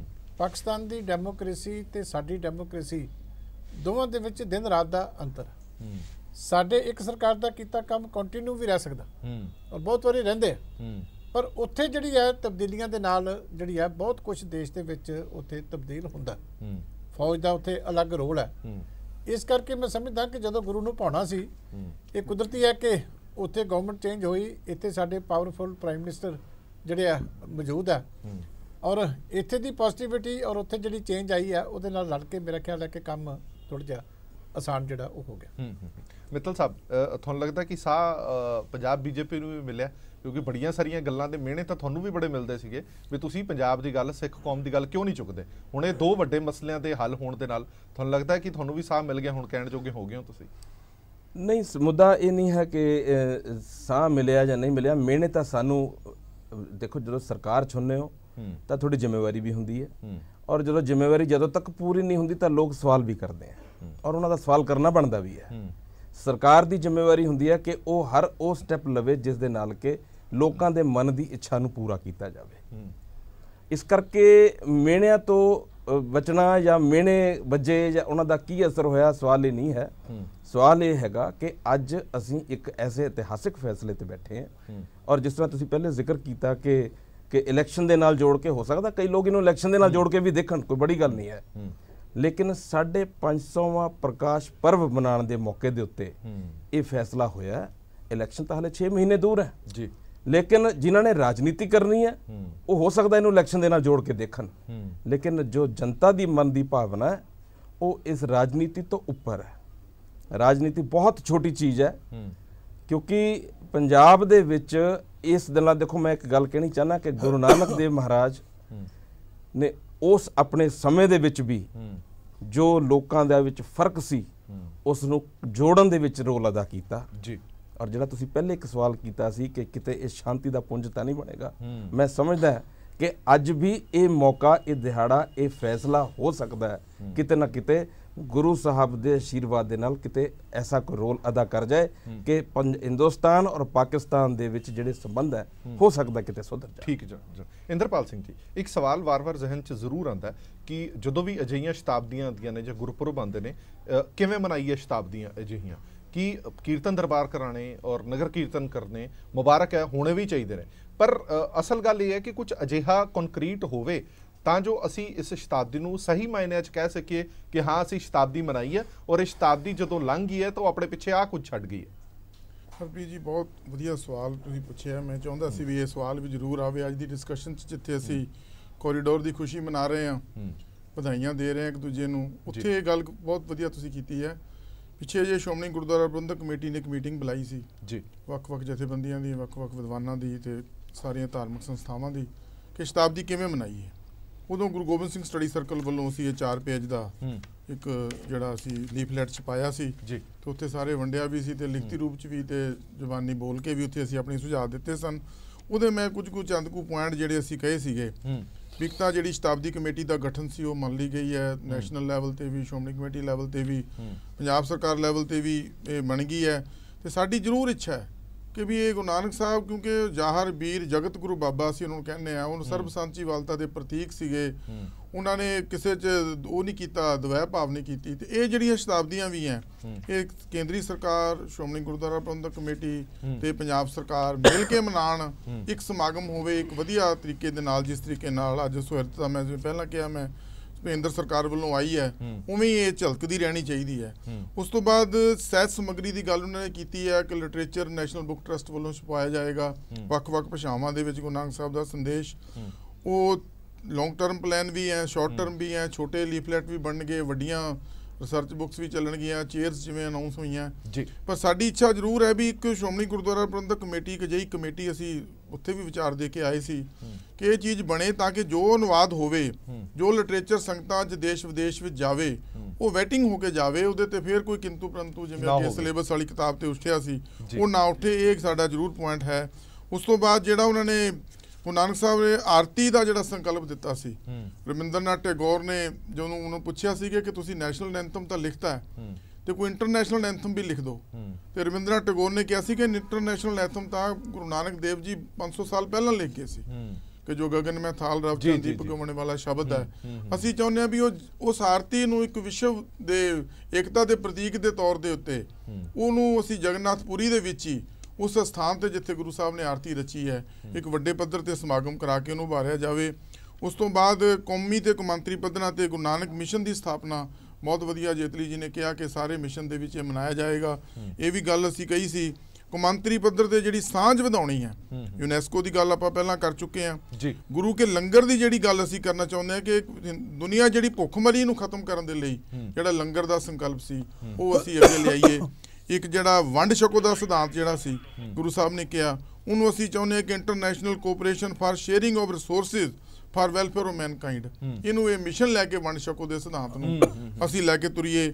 ਕਿਰਤ ਦੀ ਗੱਲ ਪਹਿਲਾਂ ਕਰ ਚੁੱਕੇ ਹਾਂ ਕਿ ਕਿਰਤ ਕਰੋ ਦਾ ਜਿਹੜਾ ਸਿਧਾਂਤ ਹੈ, ਡਿਗਨਿਟੀ ਆਫ ਲੇਬਰ ਹੈ, ਉਹਨੂੰ ਅਸੀਂ ਉਭਾਰਨ ਦੇ ਲਈ ਵੱਖ-ਵੱਖ ਕਰੇ ਤੇ ਜਿਹੜੇ ਵੱਖ-ਵੱਖ ਸਮਾਗਮਾਂ ਦੇ ਲਈ ਅਸੀਂ ਪ੍ਰਪੋਜ਼ ਕੀਤਾ ਸੀ ਕਿ ਵਿਦਿਆਰਥੀਆਂ ਦੀ ਤੇ ਅਧਿਆਪਕਾਂ ਦੀ ਕਾਨਫਰੰਸਾਂ ਹੋਣ, ਇਸਤਰੀ ਸੰਮੇਲਨ ਹੋਣ ਕਿ ਗੁਰੂ ਨਾਨਕ ਸਾਹਿਬ ਨੇ ਇਸਤਰੀ ਜਾਤੀ ਲਈ ਇਹ ਸਾਰੀਆਂ ਅਸੀਂ ਜਿਹੜੀਆਂ ਲਿਖਤੀ ਰੂਪ 'ਚ ਵੀ ਦਿੱਤੀਆਂ, ਜ਼ਬਾਨੀ ਵੀ ਕਹੀਆਂ, ਬੜੀਆਂ ਸਾਰੀਆਂ ਤਾਂ ਪ੍ਰਵਾਨ ਹੋ ਵੀ ਗਈਆਂ। ਹਾਂ, ਪ੍ਰਵਾਨ ਹੋ ਵੀ ਗਈਆਂ ਤੇ ਸਾਨੂੰ ਇਸ ਗੱਲ ਦੀ ਖੁਸ਼ੀ ਹੈ ਕਿ ਜਿਹੜਾ ਕੇਂਦਰ ਸਰਕਾਰ ਦਾ ਸ਼੍ਰੋਮਣੀ ਗੁਰਦੁਆਰਾ ਪ੍ਰਬੰਧਕ ਕਮੇਟੀ ਦਾ, ਕਿਉਂਕਿ ਇਸ ਕੰਮ ਦੇ ਲਈ ਸਾਰਿਆਂ ਦੇ ਸੁਹਿਰਦ ਯਤਨ ਸੀ, ਭਾਵੇਂ ਉਹ ਪੰਜਾਬ ਸਰਕਾਰ ਸੀ, ਭਾਵੇਂ ਕੇਂਦਰੀ ਸਰਕਾਰ ਸੀ, ਸ਼੍ਰੋਮਣੀ ਅਕਾਲੀ ਦਲ ਸੀ, ਸ਼੍ਰੋਮਣੀ ਕਮੇਟੀ ਸੀ ਜਾਂ ਦਿੱਲੀ ਗੁਰਦੁਆਰਾ ਕਮੇਟੀ ਸੀ। ਇਸ ਕੋਰੀਡੋਰ ਦੇ ਲਈ ਮੈਂ ਸਰ ਕੁਲਦੀਪ ਸਿੰਘ ਵਡਾਲਾ ਜੀ ਦਾ ਵੀ ਜ਼ਰੂਰ ਮੈਂ ਜ਼ਿਕਰ ਕਰਨਾ ਚਾਹਾਂਗਾ। ਬਹੁਤ ਲੰਬੇ ਸਮੇਂ ਤੋਂ ਡੇਰਾ ਬਾਬਾ ਨਾਨਕ ਉੱਥੇ ਅਰਦਾਸ ਹਰ ਵਾਰੀ ਜਾ ਕੇ ਕਰਦੇ ਸੀਗੇ ਕਿ ਜਾ ਕੇ ਉੱਥੇ ਸਾਰੇ ਸਿੱਖ ਅਰਦਾਸ ਕਰਦੇ ਸੀ ਇਕੱਠੇ ਹੋ ਕੇ ਸੰਗਤ। ਇਹ ਜੋ ਕਰਤਾਰਪੁਰ ਸਾਹਿਬ ਦੀ ਮੈਂ ਹਰਪ੍ਰੀਤ ਜੀ ਗੱਲ ਜ਼ਰੂਰ ਕਰਾਂਗਾ। ਕਰਤਾਰਪੁਰ ਸਾਹਿਬ ਦੀ ਜਿੱਥੇ ਅਹਿਮੀਅਤ ਇਹ ਹੈ ਕਿ ਗੁਰੂ ਸਾਹਿਬ ਨੇ 18 ਸਾਲ ਉੱਥੇ ਗੁਜ਼ਾਰੇ, ਖੇਤੀ ਕੀਤੀ, ਕਿਰਤ ਕੀਤੀ, ਸਾਰਾ ਉਹ ਆਪਾਂ ਸਾਰੀ ਗੱਲ ਦਾ ਹੈ। ਪਰ ਜਿਹੜੀ ਸਭ ਤੋਂ ਵੱਡਾ ਉੱਥੇ ਜਿਹੜਾ ਗੁਰੂ ਸਾਹਿਬ ਨੇ ਦਿੱਤਾ ਸੀ ਸਿਲੈਕਸ਼ਨ ਪ੍ਰੋਸੈਸ, ਕਿ ਗੁਰੂ ਅੰਗਦ ਦੇਵ ਜੀ ਨੂੰ ਗੱਦੀ ਦੇਣ ਵੇਲੇ ਜੋ ਸਿਲੈਕਸ਼ਨ ਕ੍ਰਾਈਟੇਰੀਆ ਬਣਾਇਆ ਗਿਆ, ਗੁਰੂ ਸਾਹਿਬ ਦੇ ਆਪਣੇ 2 ਸਾਹਿਬਜ਼ਾਦੇ ਸੀ, ਉਹਨਾਂ ਨੂੰ ਵੀ ਉਸੇ ਇਮਤਿਹਾਨ ਚੋਂ ਲੰਘਣਾ ਪਿਆ ਜਿਸ ਇਮਤਿਹਾਨ ਚੋਂ ਗੁਰੂ ਅੰਗਦ ਦੇਵ ਜੀ ਲੰਘੇ, ਭਾਈ ਲਹਿਣਾ ਜੀ ਲੰਘੇ। ਤੇ ਉਹ ਭਾਈ ਲਹਿਣਾ ਜੀ ਨੂੰ ਜਦੋਂ ਜੋ ਸਿਲੈਕਸ਼ਨ ਪ੍ਰੋਸੈਸ ਗੁਰੂ ਸਾਹਿਬ ਨੇ ਇੱਕ ਮਾਡਲ ਦਿੱਤਾ ਸੀਗਾ ਕਿ ਕਿਵੇਂ ਲੀਡਰ ਦੀ ਆਗੂ ਦੀ ਚੋਣ ਕਰਨੀ ਹੈ, ਕਿਵੇਂ ਉਸ ਬੰਦੇ ਨੂੰ ਜਿਹੜਾ ਇਸ ਮਿਸ਼ਨ ਨੂੰ ਅੱਗੇ ਵਧਾ ਸਕਦਾ, ਉਹਦੇ ਲਈ ਕਿਵੇਂ ਉਹਦੀ ਚੋਣ ਕਰਨੀ ਹੈ, ਉਹਦੇ ਲਈ ਕੋਈ ਪੁੱਤਰ ਮੋਹ ਜਾਂ ਕੋਈ ਪਰਿਵਾਰਵਾਦ ਜਿਹਨੂੰ ਅਸੀਂ ਅੱਜ ਕਹਿੰਦੇ ਆ, ਉਹਦਾ ਕੋਈ ਕ੍ਰਾਈਟੇਰੀਆ ਨਹੀਂ ਸੀ ਰੱਖਿਆ। ਪਿਓਰਲੀ ਮੈਰਿਟ ਤੇ ਗੁਰੂ ਅੰਗਦ ਦੇਵ ਜੀ ਦੀ ਸਿਲੈਕਸ਼ਨ ਹੋਈ ਸੀ। ਇਹ ਬਹੁਤ ਵੱਡਾ ਸਿਧਾਂਤ ਹੈ ਜਿਹੜਾ ਇੱਕ ਜਿਹੜਾ ਸੰਦੇਸ਼ ਹੈ ਅੱਜ ਦੇ ਦੁਬਿਧਾ ਵਾਲੇ ਮਾਹੌਲ ਦੇ ਵਿੱਚ ਕਿ ਆਗੂ ਦੀ ਚੋਣ ਕਿਵੇਂ ਕਰਨੀ ਹੈ। ਠੀਕ ਹੈ। ਲੌਂਗੋਵਾਲ ਸਾਹਿਬ, ਜਿਹੜੀ ਸ਼ਤਾਬਦੀ ਆ ਰਹੀ ਹੈ ਉਸ ਨੂੰ ਲੈ ਕੇ ਤਿਆਰੀਆਂ ਵੱਡੇ ਪੱਧਰ ਤੇ ਜ਼ਰੂਰਤ ਹੈਗੀ ਹੈ, ਭਾਵੇਂ ਉਹ ਨਨਕਾਣਾ ਸਾਹਿਬ ਦੇ ਵਿੱਚ ਹੋਣ ਜਾਂ ਸੁਲਤਾਨਪੁਰ ਲੋਧੀ ਦੇ ਵਿੱਚ ਹੋਣ, ਲੱਖਾਂ ਦੀ ਤਾਦਾਦ ਦੇ ਵਿੱਚ ਸੰਗਤ ਆਣੀ ਹੈ। ਅਜਿਹੇ ਦੇ ਵਿੱਚ ਸ਼੍ਰੋਮਣੀ ਗੁਰਦੁਆਰਾ ਪ੍ਰਬੰਧਕ ਕਮੇਟੀ ਵੱਲੋਂ ਹੁਣੇ ਹੀ ਕੰਮ ਸ਼ੁਰੂ ਕਰਨੇ ਪੈਣੇ ਆ ਤਾਂ ਜਾ ਕੇ ਸ਼ਤਾਬਦੀ ਤੱਕ ਨਿਬੜਨੇ ਨੇ। ਦੇਖੋ ਜੀ, ਸਭ ਤੋਂ ਪਹਿਲਾਂ ਤਾਂ ਅਸੀਂ ਧੰਨਵਾਦੀ ਹਾਂ ਭਾਰਤ ਸਰਕਾਰ ਦੇ, ਜਿਵੇਂ ਜੀਕੇ ਸਾਹਿਬ ਨੇ ਗੱਲ ਕੀਤੀ ਹੈ। ਪਿਛਲੇ ਦਿਨਾਂ ਦੇ ਵਿੱਚ ਸ਼੍ਰੀ ਰਾਜਨਾਥ ਸਿੰਘ ਦੇ ਪ੍ਰਧਾਨਗੀ ਥੱਲੇ ਜੋ ਨੈਸ਼ਨਲ ਕਮੇਟੀ ਬਣੀ ਹੈ 550 ਸਾਲਾਂ ਮਨਾਉਣ ਦੇ ਸੰਬੰਧੀ, ਉੱਥੇ ਅਸੀਂ ਗਏ ਸੀ। ਇੱਕ ਤਾਂ ਇਹ ਸੀ ਜਿੰਨੇ ਵੀ ਅਸੀਂ 8-9 ਉਹਨਾਂ ਨੂੰ ਪੁਆਇੰਟ ਦੱਸੇ ਜਾਂ ਉਹਨਾਂ ਅੱਗੇ ਮੰਗਾਂ ਰੱਖੀਆਂ, ਤਕਰੀਬਨ ਸਾਰੀਆਂ ਉਹ ਮੰਗਾਂ ਸਰਕਾਰ ਨੇ ਸਾਡੀਆਂ ਪੂਰੀਆਂ ਹੋ ਗਈਆਂ। ਜਿਵੇਂ ਮਿੱਤਲ ਸਾਹਿਬ ਨੇ ਵੀ ਹੈਰੀਟੇਜ ਵਾਲੀ ਗੱਲ ਕੀਤੀ ਹੈ, ਹੋਰ ਵੀ 5-7 ਗੱਲਾਂ ਜਿਹੜੀਆਂ ਸਾਰੀਆਂ ਉਹ ਅਖਬਾਰਾਂ 'ਚ ਵੀ ਆਈਆਂ ਨੇ, ਸਾਰੀਆਂ ਹੋ ਗਈਆਂ। ਇੱਕ ਦੂਜੀ ਵੱਡੀ ਗੱਲ ਇਹ ਕੀਤੀ ਹੈ ਕਿ ਉਹਨਾਂ ਨੇ ਸ਼੍ਰੋਮਣੀ ਗੁਰਦੁਆਰਾ ਪ੍ਰਬੰਧਕ ਕਮੇਟੀ ਨੂੰ ਜ਼ਿੰਮੇਵਾਰੀ ਸੌਂਪੀ ਹੈ ਕਿ ਇਹਨਾਂ ਨੂੰ ਇੱਕ ਨੋਡਲ ਏਜੰਸੀ ਜਿਹੜਾ ਹੈ ਸ਼੍ਰੋਮਣੀ ਗੁਰਦੁਆਰਾ ਪ੍ਰਬੰਧਕ ਕਮੇਟੀ ਨੂੰ ਬਣਾ ਦਿੱਤਾ ਕਿ ਜਿੰਨੇ ਵੀ ਸਮਾਗਮ ਹੋਣਗੇ, ਧਾਰਮਿਕ ਸਮਾਗਮ ਹੋਣ, ਸੈਮੀਨਾਰ ਹੋਣ, ਨਗਰ ਕੀਰਤਨ ਹੋਣ, ਉਹ ਸਾਰੇ ਸ਼੍ਰੋਮਣੀ ਕਮੇਟੀ ਦੀ ਅਗਵਾਈ ਦੇ ਵਿੱਚ ਹੀ ਸਾਰੀ ਸਰਕਾਰ ਕਰਾਏਗੀ। ਅਸੀਂ ਇਹ ਵੀ ਗੱਲ ਕੀਤੀ ਸੀ ਕਿ ਦੇਸ਼ ਦੇ ਵਿੱਚ ਵਿਦੇਸ਼ਾਂ ਦੇ ਵਿੱਚ ਭਾਰਤ ਸਰਕਾਰ ਵੱਲੋਂ ਵੀ ਇਹ ਪ੍ਰੋਗਰਾਮ ਕਰੇ ਜਾਣ, ਉਹ ਵੀ ਸਾਰੇ ਗੱਲ ਉਹਨਾਂ ਨੇ ਕੀਤੀ ਹੈ ਕਿ ਵੱਖ-ਵੱਖ ਦੇਸ਼ਾਂ ਦੇ ਵਿੱਚ ਵੀ ਸੈਮੀਨਾਰ ਕਰਾਏ ਜਾਣਗੇ ਜਿੱਥੇ ਜਿੱਥੇ ਗੁਰੂ ਸਾਹਿਬ ਦੇ ਪਵਿੱਤਰ ਚਰਨ ਪਏ ਨੇ। ਔਰ ਸਾਡੀ ਮਨਸਾ ਇਹ ਕਿ ਉੱਥੇ ਪਹੁੰਚ ਕੇ ਉੱਥੇ ਵੀ ਗੁਰਮਤਿ ਸਮਾਗਮ ਹੋਣ, ਉੱਥੋਂ ਨਗਰ ਕੀਰਤਨ ਜਿਹੜੇ ਨੇ ਉਹ ਵੀ ਸਿੱਖ ਸੰਗਤਾਂ ਦੇ ਸਹਿਯੋਗ ਨਾਲ ਲੈ ਕੇ ਅਸੀਂ ਸੁਲਤਾਨਪੁਰ ਲੋਧੀ ਵਿਖੇ ਇਹ ਲੈ ਕੇ ਆਵਾਂਗੇ। ਉਸ ਥੋੜੇ ਦਿਨਾਂ ਦੇ ਵਿੱਚ ਸਾਡਾ ਇੱਕ ਵਫਦ ਅਸੀਂ ਸ਼੍ਰੋਮਣੀ ਗੁਰਦੁਆਰਾ ਪ੍ਰਬੰਧਕ ਕਮੇਟੀ ਵੱਲੋਂ ਪਾਕਿਸਤਾਨ ਜਾਏਗਾ ਤੇ ਉੱਥੇ ਜਾ ਕੇ ਉੱਥੋਂ ਦੀ ਜਿਹੜੀ ਕਮੇਟੀ ਹੈ ਉਹਦੇ ਨਾਲ ਵੀ ਗੱਲ ਕਰਨਗੇ ਤੇ ਉੱਥੇ ਸਰਕਾਰ ਨਾਲ ਵੀ ਅਸੀਂ ਚਾਹੁੰਦੇ ਹਾਂ ਕਿ ਉੱਥੇ ਇੱਕ ਵੱਡਾ ਗੁਰਮਤਿ ਸਮਾਗਮ ਜਿਹੜਾ ਸ੍ਰੀ ਨਨਕਾਣਾ ਸਾਹਿਬ ਕਰਵਾਇਆ ਜਾਵੇ, ਭਾਵੇਂ ਉਹ ਪਾਕਿਸਤਾਨ ਦੇ ਵਿੱਚ ਰਹਿ ਗਿਆ। ਤੇ ਅਸੀਂ ਇਹ ਵੀ ਚਾਹਾਂਗੇ ਕਿ ਉੱਥੋਂ ਇੱਕ ਵੱਡਾ ਨਗਰ ਕੀਰਤਨ ਜਿਹੜਾ ਲੈ ਕੇ ਆਈਏ, ਔਰ ਇੱਥੋਂ ਇੱਕ ਬਹੁਤ ਵੱਡਾ ਜਥਾ ਜਿਹੜਾ ਅਸੀਂ ਉੱਥੋਂ ਦੀ ਸੰਗਤ ਦਰਸ਼ਨਾਂ ਕਰਨ ਵਾਸਤੇ ਪਾਕਿਸਤਾਨ ਹੀ ਭੇਜਾਂਗੇ। ਇਸ ਤਰ੍ਹਾਂ ਆ 23 ਤਰੀਕ ਨੂੰ ਕੱਲ੍ਹ ਨੂੰ ਇੱਕ ਬਹੁਤ ਵੱਡੇ ਸਮਾਗਮ ਜਿਹੜਾ ਹੈ ਸੁਲਤਾਨਪੁਰ ਲੋਧੀ ਦੀ ਧਰਤੀ ਤੇ ਹੋ ਰਿਹਾ, ਜਿੱਥੇ ਗੁਰੂ ਸਾਹਿਬ ਨੇ ਬਹੁਤ ਲੰਮਾ ਸਮਾਂ ਰਹਿ ਕੇ ਆਪਣਾ ਗਸ਼ਤੀ ਜੀ ਨੂੰ ਵੀ ਧਾਰਨ ਕੀਤਾ ਔਰ 4 ਉਦਾਸੀਆਂ ਵੀ ਉੱਥੋਂ ਸ਼ੁਰੂ ਕੀਤੀਆਂ। जी जी बिल्कुल साडा मनजीत सिंह जी के भी जुड़े ਲੈ ਕੇ ਆਏ ਸੀ। ठीक है ਸਾਰੇ लोगों साहब मैं आना मेरे को समा घट है, मेरे को समा घट है। मैं ये समझदा कि कल तो बाद ही सारे समागम पूरे साल ਦੇ ਸ਼ੁਰੂ ਹੋ ਜਾਣਗੇ। ठीक है जी के साहब ਮੈਨੂੰ ਪਤਾ ਤੁਸੀਂ ਜਲਦੀ ਦੇ ਵਿੱਚੋਂ ਆਪਣੇ ਕੋਲ ਵੀ ਟਾਈਮ ਘੱਟ ਹੈ। ਮੈਂ ਇੱਕ ਆਖਰੀ ਸਵਾਲ ਤੁਹਾਡੇ ਤੋਂ ਲੈਣਾ ਚਾਹੁੰਦਾ, ਫਿਰ ਆਪਾਂ ਇਸ ਨੂੰ ਖਤਮ ਕਰਾਂਗੇ। ਅਸੀਂ ਆਪਣੇ ਵੱਲੋਂ ਤਾਂ ਪੂਰੇ ਐਫਰਟ ਕਰ ਰਹੇ ਹਾਂ, ਅਸੀਂ ਕਹਿ ਰਹੇ ਹਾਂ ਕਿ ਆਹ ਕੁਝ ਹੋਊਗਾ, ਪਰ ਬੜਾ ਜ਼ਰੂਰੀ ਹੈ ਕਿ ਗਵਾਂਢੀ ਮੁਲਕ ਵੀ ਉਦਾਂ ਦਾ ਹੀ ਰਿਸਪੌਂਸ ਦੇਵੇ। ਤੁਹਾਨੂੰ ਲੱਗਦਾ ਹੈ ਕਿ ਇਧਰੋਂ ਅਸੀਂ ਸ਼ੁਰੂਆਤ ਕਰ ਬੈਠੇ ਹਾਂ, ਹੁਣ ਜ਼ਰੂਰਤ ਹੈ ਤੁਹਾਨੂੰ ਜਾਂ ਪ੍ਰਧਾਨ ਸਾਹਿਬ ਨੂੰ ਉੱਥੇ ਜਾ ਕੇ ਉੱਥੋਂ ਦੇ ਲੋਕਾਂ ਦੇ ਨਾਲ, ਉੱਥੋਂ ਦੀ ਕਮੇਟੀ ਦੇ ਨਾਲ ਗੱਲਬਾਤ ਕਰਨ ਦੀ, ਕਿਉਂਕਿ ਜੇ ਅਸੀਂ ਆਪਣੇ ਵੱਲੋਂ ਜਿੰਨੇ ਮਰਜ਼ੀ ਕੋਸ਼ਿਸ਼ਾਂ ਕਰਦੇ ਰਹੀਏ, ਜੇ ਚੰਗਾ ਰਿਸਪੌਂਸ ਉਧਰੋਂ ਨਹੀਂ ਆਏਗਾ ਤਾਂ ਸਾਡੀਆਂ ਕੋਸ਼ਿਸ਼ਾਂ ਸ਼ਾਇਦ ਉਹਨਾਂ ਨੂੰ ਬੂਰ ਨਹੀਂ ਪੈਣ ਵਾਲਾ। ਦੇਖੋ ਗੱਲ ਇਹ ਹੈ ਕਿ ਪਹਿਲੇ ਤਾਂ ਗੱਲ ਮੈਂ ਕਲੀਅਰ ਕਰ ਦਵਾਂ, ਜਿੱਦਾਂ ਲੌਂਗੋਵਾਲ ਸਾਹਿਬ ਨੇ ਕਿਹਾ ਸੀ ਨਾ, ਜਿਹੜੀ ਮੀਟਿੰਗ ਹੋਈ ਸੀ ਰਾਜਨਾਥ ਜੀ ਦੇ ਉੱਥੇ, ਜਿੱਥੇ ਬਾਕੀ ਮਿਨਿਸਟਰ ਵੀ ਸੀਗੇ, ਕਲਚਰਲ ਮਿਨਿਸਟਰ ਸੀਗਾ, SS ਆਹਲੂਵਾਲੀਆ ਸੀ, ਸ਼੍ਰੋਮਣੀ ਗੁਰਦੁਆਰਾ ਪ੍ਰਬੰਧਕ ਕਮੇਟੀ ਨੂੰ ਨੌਲੇਜ ਪਾਰਟਨਰ ਉਹਨਾਂ ਨੇ ਬਣਾਇਆ। ਜਿੱਦਾਂ ਹੁਣੇ ਇੱਕ ਵੀਰ ਨੇ ਕਿ ਵੀ ਜਿਹੜੀ ਵੀ ਚੀਜ਼ ਉੱਥੇ ਹੋਏਗੀ ਉਹ ਉੱਥੇ ਇੰਡੀਕੇਟ ਕੌਣ ਕਰੇਗਾ। ਮੈਂ ਆਪ ਵਿਜ਼ਿਟ ਕੀਤਾ 2 ਦਫਾ, ਜਿਹੋ ਜਿਹਾ ਲੋਕਾਂ 'ਚ ਉੱਥੇ ਜਜ਼ਬਾ ਔਰ ਜੋਸ਼ ਹੈ ਸ਼ਾਇਦ ਆਪਣੇ ਮੁਲਕ 'ਚੋਂ ਘੱਟ ਨਜ਼ਰ ਆਉਂਦਾ ਮੈਨੂੰ। ਲੇਕਿਨ ਮੈਂ ਸਮਝਦਾ ਅੱਜ ਸਾਡੀ ਸਰਕਾਰ ਨੇ ਜਿਹੜਾ ਪਹਿਲਾ ਕਦਮ ਚੁੱਕਿਆ, ਮੈਨੂੰ ਪੂਰੀ ਉਮੀਦ ਹੈ ਕਿ ਉੱਥੇ ਗੁਰੂ ਨਾਨਕ ਪਾਤਸ਼ਾਹ ਦੀ ਧਰਤੀ ਹੈ, ਗੁਰੂ ਨਾਨਕ ਪਾਤਸ਼ਾਹ ਆਪ ਸੋਝੀ ਪਾਣਗੇ, ਉਹ ਸਰਕਾਰ ਆਪਣੀ ਸਰਕਾਰ ਤੋਂ ਵੀ ਵੱਡਾ ਕਦਮ ਚੁੱਕਣ ਨੂੰ ਤਿਆਰ ਹੋਏਗੀ। ਔਰ ਦੂਜੀ ਗੱਲ, ਉੱਥੋਂ ਦਾ ਜਿਹੜੇ ਹੁਣੇ ਸ਼ਾਇਦ ਚੀਮਾ ਸਾਹਿਬ ਨੇ ਜ਼ਿਕਰ ਕੀਤਾ ਸੀ ਕਿ ਉੱਥੋਂ ਦਾ ਪ੍ਰਧਾਨ ਮੰਤਰੀ ਨਵਾਂ ਬਣਿਆ, ਹਲੇ ਉਹ ਪੂਰਾ ਮੰਝਿਆ ਪੋਲੀਟੀਸ਼ੀਅਨ ਨਹੀਂ ਹੈ, ਲੇਕਿਨ ਮੈਨੂੰ ਉਮੀਦ ਹੈ ਕਿ ਉਹ ਕਿਤੇ ਨਾ ਕਿਤੇ ਉਹਦਾ ਜਿਹੜਾ ਜ਼ਮੀਰ ਹੈ ਉਹ ਬਹੁਤ ਚੰਗਾ ਹੈ, ਔਰ ਉਹ ਜ਼ਰੂਰ ਇਸ ਕੰਮ ਦੇ ਵਿੱਚ ਆਪਣੀ ਸਰਕਾਰ ਵੱਲੋਂ ਪੂਰਾ ਹਿੱਸਾ ਜ਼ਰੂਰ ਪਾਏਗਾ, ਇਹਦੀ ਮੈਨੂੰ ਪੂਰੀ ਉਮੀਦ ਹੈ। ਜੀ ਬਿਲਕੁਲ, ਬਹੁਤ ਬਹੁਤ ਧੰਨਵਾਦ ਸਾਰੇ ਮਹਿਮਾਨਾਂ ਦਾ। ਗੋਬਿੰਦ ਸਿੰਘ ਲੌਂਗੋਵਾਲ ਜੀ, ਮਨਜੀਤ ਸਿੰਘ ਜੀਕੇ ਜੀ, ਚੀਮਾ ਸਾਹਿਬ, ਇੰਦਰਪਾਲ ਸਿੰਘ ਜੀ ਮਿੱਤਲ ਸਾਹਿਬ, ਬਹੁਤ ਬਹੁਤ ਧੰਨਵਾਦ। ਔਰ ਅਸੀਂ ਵੀ ਅਰਦਾਸ ਇਹੀ ਕਰਦੇ ਹਾਂ, ਇਹੀ ਉਮੀਦ ਕਰਦੇ ਹਾਂ ਕਿ ਜਿਨ੍ਹਾਂ ਆਸਾਂ ਤੇ ਉਮੀਦਾਂ ਨੂੰ ਲੈ ਕੇ ਅਸੀਂ ਤੁਰੇ ਹਾਂ, ਉਹ ਆਸਾਂ ਤੇ ਉਮੀਦਾਂ ਪੂਰੀਆਂ ਹੋ ਜਾਣ। ਜਿਹੜਾ ਐਲਾਨ ਕੇਂਦਰ ਸਰਕਾਰ ਨੇ ਕੀਤਾ ਬਹੁਤ ਹੀ ਕਾਬਿਲੇ ਤਾਰੀਫ ਕਹਿ ਸਕਦੇ ਹਾਂ, ਕਿਉਂਕਿ ਨਾ ਸਿਰਫ ਕੋਰੀਡੋਰ, ਹੋਰ ਵੀ ਬਹੁਤ ਸਾਰੀਆਂ ਚੀਜ਼ਾਂ ਨੇ ਜਿਨ੍ਹਾਂ ਦੇ ਵਿੱਚ ਉਹਨਾਂ ਨੇ ਪਿੰਡ ਵਸਾਉਣ ਦੀ ਵੀ ਗੱਲ ਕੀਤੀ ਹੈ, ਲਿਟਰੇਚਰ ਦੀ ਗੱਲ ਕੀਤੀ ਹੈ, ਚੇਅਰ ਸਥਾਪਿਤ ਕਰਨ ਦੀ ਗੱਲ ਕੀਤੀ ਹੈ, ਸਿੱਕੇ ਜਾਰੀ ਕਰਨ ਦੀ ਗੱਲ ਕੀਤੀ ਹੈ। ਇਹ ਸਾਰੀਆਂ ਚੀਜ਼ਾਂ ਹੀ ਸ਼ਤਾਬਦੀ ਨਾਲ ਜੁੜੀਆਂ ਹੋਈਆਂ ਨੇ, ਔਰ ਆਉਣ ਵਾਲੀ ਸ਼ਤਾਬਦੀ ਚਿਰਾਂ ਤੱਕ ਯਾਦ ਰਹੇ, ਰਹਿੰਦੀ ਦੁਨੀਆ ਤੱਕ ਯਾਦ ਰਹੇ, ਇਹੀ ਆਸ ਤੇ ਅਰਦਾਸ ਰਹੇਗੀ। ਦੇਸ਼ ਦੁਨੀਆ ਦੀ ਬਾਕੀ ਖਬਰਾਂ ਲਈ ਬਣੇ ਰਹੋ PTC ਨਿਊਜ਼ ਦੇ ਨਾਲ। ਧੰਨਵਾਦ।